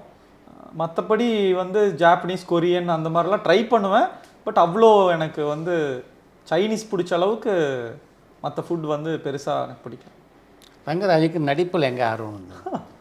கண்ணாடி முன்னாடி நான் நின்று ரெடி ஆகிட்டு வரேன்னா ஒரு 1/2 மணி நேரம் எடுத்துக்குவேன். ஒரு நல்ல ட்ரெஸ் பண்ணிவிட்டு எனக்கு அந்த ட்ரெஸ் கான்ஃபிடென்ஸ் கொடுத்தா மட்டும்தான் நான் வந்து ரூமை விட்டு வெளில வருவேன். அது ட்ரெஸ்ஸு எனக்கு பிடிக்கலையா உடனே மாற்றுவேன். ஸோ ஹேர் ஸ்டைல் செட் பண்ணுவேன். ஸோ என்னை நான் வந்து ரொம்ப அட்மையர் பண்ணுவேன். ஸோ என்னை வந்து பெரிய ஸ்க்ரீனில் பார்க்கணுன்னு ஒரு ஆசை எனக்கு. நானும் என்னோட ஃப்ரெண்டும் வந்து மாதம் சபரிமலை போவோம். அவர் வந்து மொபைல் ஃபோனில் ஃபோட்டோ எடுத்துகிட்டு எடிட்லாம் பண்ணிட்டு எனக்கு அனுப்புவார். ஜி ஃபோட்டோஜெனிக்காக இருக்கீங்க ஜி, நீங்கள் வந்து நம்ம ஒரு ஃபோட்டோ ஷூட் பண்ணலாம் அப்படின்னு சொல்லிட்டு ஆரம்பித்தது தான் 2014 நாங்கள் போய் ஒரு ஃபோட்டோ ஷூட், நானே அவுட்ஃபிட்டெல்லாம் ரெடி பண்ணி ஒரு ஹேர் ஸ்டைலிஸ்ட் வர சொல்லிவிட்டு ஒரு ஃபோட்டோ ஷூட் பண்ணிவிட்டு ஞானவேலனாக்கு அனுப்புனேன். அப்போ வந்து எனக்கு அண்ணா வந்து எனக்கு ரொம்ப இஸ் மை பிரதர் ஞானவேல் ராஜா, அப்புறம் ஈஸ்வரன் அப்பா, அவர் வந்து என்ன நானும் அவரு ரொம்ப பெரிய சப்போர்ட் உங்களுக்கு. ஆமாம், அவர் தான் வந்து எனக்கு மிகப்பெரிய சப்போர்ட். அண்ணா என்னண்ணா திடீர்னு ஃபோட்டோ ஷூட்டெல்லாம் பண்ணியிருக்கீங்க, நான் எதிர்பார்க்கல இதையா அப்படின்னு சொன்னாங்க. அண்ணா இல்லைன்னா அதான் படம் பண்ணலான்னு எனக்கு ஒரு தாட் வந்துச்சு அப்படின்னு. அதுக்கப்புறம் அவர்கிட்ட நான் வந்து எதை பற்றியும் சொல்லலை. அப்புறம் சண்முகராஜன் அந்த தியேட்டர் ஆர்டிஸ்ட், அவரை வர வச்சு கோயம்புத்தூரில் என்னோட ஆஃபீஸ்லேயே ஒரு ட்ரைனிங் 1 வீக் ஒரு ஆக்டிங் கோர்ஸ் வந்து பண்ணேன். அதுக்கப்புறம் வந்து அதோட ஃபைனல் டே கிளாஸ் அப்போது ஈஸ்வரன் அப்பாவை சர்ப்ரைஸாக வர வச்சேன். இப்போ நீங்கள் வாங்க அவங்ககிட்ட சும்மா பேசணுன்ட்டு. வந்த உடனே ஒரு ரூமில் பெரிய ஹாலு, ஒரு 10 நிமிஷம் உட்காருங்கன்னு சொல்லிட்டு நான் மேலே ஒரு வேஷம் எப்படின்னா ஒரு மென்டலான மாதிரி ஒரு பைத்தியக்காரன் ஃபுல்லாக உடம்பெல்லாம் கறி பூசிட்டு ஒரு வேஷ்டி கட்டிட்டு கிழிஞ்ச ட்ரெஸ் போட்டுட்டு வந்து ஒரு டைலாக் பேசி சிரிக்கணும் அழுகணும் அந்த மாதிரியான ஒரு பிளே. ஸோ அப்பா முன்னாடி பண்ணுறேன். அவர் முடிச்சுட்டு ஒரு நிமிஷம் எதுவுமே பேசல, ஒரு 5 நிமிஷம் அமைதியாக இருந்தார். அப்புறம் சண்முகராஜன்கிட்ட பேசினார். என்ன அவன் ஏதோ சினிமா நடிக்கிறேன்னுலாம் சொல்லிட்டு இருந்தான், இவ்வளோ சீரியஸாக வந்து இதுக்காக ஒர்க் பண்ணுவான்னு நான் எதிர்பார்க்கவே இல்லை. பட் ரொம்ப நல்லா இருந்துச்சு, நீங்கள் வந்து அவனை ப்ராப்பராக இன்னும் அவனை ட்ரெயின் பண்ணுங்க சூப்பர் அப்படின்னு அப்பா வந்து என்கிட்ட சொன்னாங்க. அப்புறம் என்னை கூப்பிட்டு ஒரு அட்வைஸ் பண்ணாங்க. எவ்வளோ பெரிய ஸ்டார்னாலையும் ஒரு பர்சன்னால் எவ்வளோ பெரிய ஸ்டார் வேணால் ஆக முடியும், ஆனால் எவ்வளோ பெரிய ஸ்டாரால் இவ்வளோ பெரிய ஒரு கேட்ரிங் கம்பெனியை நடத்த முடியாது. இத்தனை பேருக்கு வேலை கொடுக்குற நீ சினிமாவுக்கு போனாலும் உன் தொழிலை வந்து என்னைக்கு நீ விட்டுறக்கூடாது. நீ சமையலில் ஃபுல்லாக கான்சன்ட்ரேட் பண்ணுவேன்னு சொன்னீங்கன்னா நான் இதுக்கு ஓகே சொல்கிறேன் அப்படின்னு சொன்னார். உங்க சரியான அறிவுரை. ஆமாம். ஸோ நீ தொழிலுக்கு என்னைக்கு முக்கியத்துவம் கொடுக்கணும், சமையலை நீ விட்டுறக்கூடாது அப்படின்னு சொன்னாங்க. சரிங்கப்பா அப்படின்னு சொல்லி நாங்கள் 2 பேரும் ஸ்டுடியோ கிரீன் ஆஃபீஸில் செலக்ட் பண்ண படம் தான் மெகந்தி சர்க்கஸ். உங்கள் வீட்டில் நீங்கள் சினிமாவுக்கு போகிறதுக்கு எதிர்ப்பு இருந்ததா? அம்மா வந்து எப்படின்னா எனக்கு ஃபுல் சப்போர்ட் எப்போவுமே. என் மேலே அவங்களுக்கு பெரிய நம்பிக்கை. எது பண்ணாலும் ஜெயிச்சிருவான் அப்படின்னு அப்பாவுக்கும் அம்மாவுக்கும் ஒரு நம்பிக்கை இருக்குது. ஆரம்பத்தில் வந்து அவங்க பிஸ்னஸை விட்டு நான் வந்து டீவியேட் ஆகி போயிடுவேன்னு ஒரு சின்ன அப்பாவுக்கு ஒரு தயக்கம். தம்பி ரொம்ப வரி பண்ணிகிட்டே இருந்தான், நீ வந்து மூவி பண்ணுற வேண்டாம் பிஸ்னஸ் பார்க்கலாம் அப்படின்னு சொல்லிட்டு. அந்த படம் வந்து ஃபஸ்ட் டே ரிலீஸ் ஆனதுக்கப்புறம் அப்பாவோட ஃப்ரெண்ட்ஸு எல்லோரும் கூப்பிட்டு அப்பாக்கிட்ட அப்ரிஷியேட் பண்ணுறாங்க. படம் ரொம்ப நல்லா பண்ணியிருக்கான், படம் பண்ண சொல்ல அவனை அப்படின்னு எல்லாரும் பாராட்டுறப்போ அப்பாவுக்கும் வந்து சரி ஓகே பிஸ்னஸை டிஸ்டர்ப் பண்ணாமல் நீ பண்ணு அப்படின்னு அப்பாவும். தம்பி வந்து கன்வின்ஸ் ஆகலை. அதுக்கப்புறம் நான் பெண் குயின் பண்ணேன், அப்புறம் நான் வந்து ஹண்டர்னு 2 சின்ன சின்ன படங்கள் ஓடிடிக்காக பண்ணோம். இப்போ யோகி பாபுவோட ஒரு படம், யோகி பாபுனாவோட இப்போ ஒரு படம் முடிச்சிருக்கோங்க. அடுத்து சீனு ராமசாமி சார் கூட பண்ணுறேன். ஸோ ஒரு 1 இயருக்கு முன்னாடி தான் அவன் வந்து கன்வின்ஸ் ஆகிருக்கான். ஓகே, ஏன்னா சினிமாவுக்கு வந்ததுக்கு அப்புறம் பிஸ்னஸாக வந்து இன்னும் அடுத்த கட்ட வளர்ச்சின்னு நான் நம்புகிறேன். அவனுமே அதை ரியலைஸ் பண்ணியிருக்கான். ஏன்னா இன்றைக்கி வந்து இண்டஸ்ட்ரியில் மோஸ்ட்லி எல்லா ஈவெண்ட்டும், ஒரு ஆடியோ லான்ச்சுக்கு ஃபுட்டு பண்ணுறோம், சக்ஸஸ் மீட்டுக்கு பண்ணுறோம், அவங்க வீட்டு கல்யாணங்களுக்கு பண்ணுறோம். ரீசெண்டாக யோகி பாபா அண்ணா பர்த்டே, அவங்க குழந்தை பர்த்டேக்கு பண்ணோம், பொண்ணு பர்த்டேக்கு. ஸோ அது ஒரு வின் சுச்சுவேஷனாக இருக்குது இன்றைக்கி. ஸோ என் வீட்டில் வந்து எப்போவுமே சப்போர்ட் தான். முதல்ல திரைப்படத்தை நடித்த போது எப்படி இருந்தது அனுபவம்? ஆக்சுவலாக வந்துங்க நடிக்கிறப்போ அந்த ஃபஸ்ட்டு டே எனக்கு எதுவும் தெரியல. அந்த இடையில வந்து ட்ரைனிங் இருந்துச்சு. படம் கமிட் பண்ணதுக்கு உடனே ஒரு ட்ரைனிங். ஏன்னா முதல் படத்துலேயே 20 வயசில் ஒரு கேரக்டர், 50 வயசில் ஒரு கேரக்டர். ஸோ ஸ்வேதா திரிபாதி, அவங்களுக்கு தமிழ் தெரியாது, அவங்க பயங்கர எக்ஸ்பிரஷன் குயின். அவங்க கண்ணிலே எக்ஸ்பிரஷன் நிறைய கற்றுக் கொடுத்தவங்க இல்லை அவங்க. ஆமாம். ஸோ எனக்கு வந்து அந்த டைமில் டைலாக் டெலிவரி வரல, ஒரு டைலாக் பேசிட்டு எமோட் பண்ண வரல, கான்சியஸாக இருந்துச்சு. ஸோ அப்போ ட்ரைனிங் பீரியடில் ரொம்ப கஷ்டப்பட்டேன். ஒரு தப்பான முடிவு எடுத்துட்டோமோ அப்படின்லாம் யோசித்தேன். பட் எனக்கு சரவண ராஜேந்திரன் அவர் வந்து இன்னைக்கு மெகந்தி சர்க்கஸ் இவ்வளோ தூரம் எல்லாரும் மென்ஷன் பண்ணுறாங்கன்னா த டிரெக்டர் அவ்வளோ, ராஜமுருகன் அண்ணாவோட டைலாக்ஸ், அவருடைய இன்புட், அது போக டைரக்டர் சரவணன்னா அவ்வளோ வந்து பொறுமையாக, சில டேக்கெல்லாம் 30 டேக்கெல்லாம் போயிருக்கு, பொறுமையாக இருந்து பிரதர் பண்ணிடலாம் பிரதர் நீங்கள் பண்ணுங்கள் அப்படின்னு சொல்லிட்டு என்னை என்கரேஜ் பண்ணி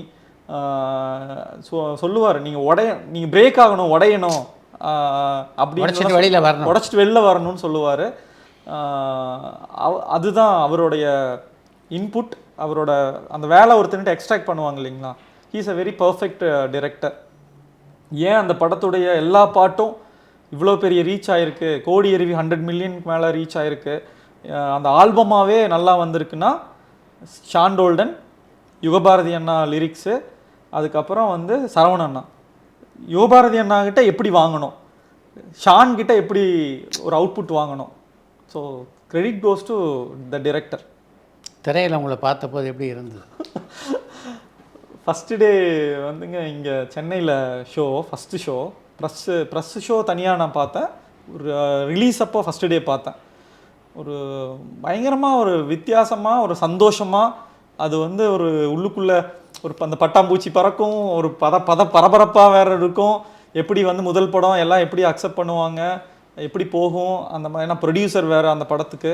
ஸோ எல்லா வகையிலையும் அது வந்து ஒரு ஒரு மாதிரி எக்ஸாம் மாதிரி இருந்துச்சு, சந்தோஷமாக இருந்துச்சு. மிகப்பெரிய அனுபவம். ஆக்சுவலாக சினிமாவுக்கு வந்ததுக்கு அப்புறம் தான் என் பிஸ்னஸை நான் எப்படி சரியாக பண்ணணும்னு கற்றுக்கிட்டேன். அருமை. எப்படின்னாங்க, சினிமாவில் வந்து பணம்ங்கிறது வந்து ஒரு மிகப்பெரிய ரோல், அதுதான் மெயின். பணத்தை பேஸ் பண்ணி தான் மற்ற எல்லாமே இயங்குது. ஒரு பட்ஜெட்குள்ளே எப்படி படத்தை முடிக்கணும், ஒரு நாளைக்கு ஒரு நாளுடைய எக்ஸ்பென்ஸ் என்ன, ப்ரீ ப்ரொடக்ஷன் காஸ்ட் என்ன, போஸ்ட் ப்ரொடக்ஷன் காஸ்ட் என்ன, ப்ரொடக்ஷன் காஸ்ட் என்ன, இது எல்லாமே வந்து சினிமாவிலிருந்து நான் கற்றுக்கிட்டு அதை வந்து இன்றைக்கி என்னோடய வெட்டிங் கம்பெனியில் நான் அப்ளை பண்ணுறேன். ஒரு கல்யாணத்தை ஆர்டர் எடுத்தால் எந்த பட்ஜெட்டில் நம்ம வந்து ரா மெட்டீரியலுக்கு எவ்வளோ அலாட் பண்ணணும், மேன் பவருக்கு எவ்வளோ அலாட் பண்ணணும், ப்ரெசன்டேஷனுக்கு எவ்வளோ அலாட் பண்ணணும், அதுக்கப்புறம் நம்மளுடைய ப்ராஃபிட் எப்படி ஒர்க் பண்ணணும், இந்த விஷயத்த வந்து 20 வருஷம் கழிச்சு 15 வருஷம் கழிச்சு சினிமாவிலிருந்து தான் நான் கற்றுக்கிட்டு அப்ளை பண்ணுறேன். அருமை. ஸோ சினிமா வந்துங்க அது ஒரு மிகப்பெரிய ஒரு மேஜிக் வேர்ல்டு. எல்லாரும் சொல்லுவாங்க சினிமாவை நம்பினா அது கைவிடாது அப்படி இப்படின்னு. நிச்சயமாக வந்து சினிமாவுக்கு நம்ம உண்மையாக இருந்தால் அது வந்து நம்மளை பெரிய உயரத்துக்கு கொண்டு போகும். நேரம், நம்மளோட காலங்கள், நம்மளுக்கு நல்ல நேரம் இருக்குது, உழைப்பு எல்லாமே இருந்தாலும் நல்ல நேரம் நம்மளுக்கு அதுவும் ரொம்ப முக்கியம். ஆனால் நம்ம முதல்ல என்ன செய்கிற தொழிலுக்கு உண்மையாக இருக்கணும். சினிமா அது வந்து அந்த மாதிரியான ஒரு விஷயம். அதுக்கு உண்மையாக இருந்தால் சினிமா நம்மளுக்கு பல மடங்கு திருப்பி கொடுக்கும். இது எல்லா தொழிலுக்கும் பொருந்தும். அது எல்லா தொழிலும் பொருந்தும். சினிமாவுக்கு வந்து அது ஒரு, என் ஃப்ரெண்ட்ஸ் எல்லாம் ஃபஸ்ட்டு நான் சினிமாவுக்கு வந்தப்போ கேட்பாங்க, சில பேர் விளையாட்டாக சொல்லுவாங்க, யாரா அந்த படத்தோட ஹீரோயின்னு, எனக்கு இன்ட்ரோ கொடுக்குறியா, பேசலாமா அப்படியெல்லாம். ஸோ சில பேர் விளையாட்டுக்கு சொல்லுவாங்க. ஸோ பட் அந்த சினிமாவில் வந்து என்னன்னாங்க, அதுக்குண்டான சான்சஸ் வந்து நிறையா இருக்குது. நம்ம டைவர்ட் ஆகிறதுக்கு உண்டான வாய்ப்புகள் நிறையா இருக்குது. ஸோ நம்மளுக்கு என்ன வேணுங்கிறதுல கிளியராக ஃபோக்கஸ்டாக இருந்தோன்னா சினிமாலையும் ஜெயிக்கலாம், எல்லாத்துலேயுமே ஜெயிக்கலாம்.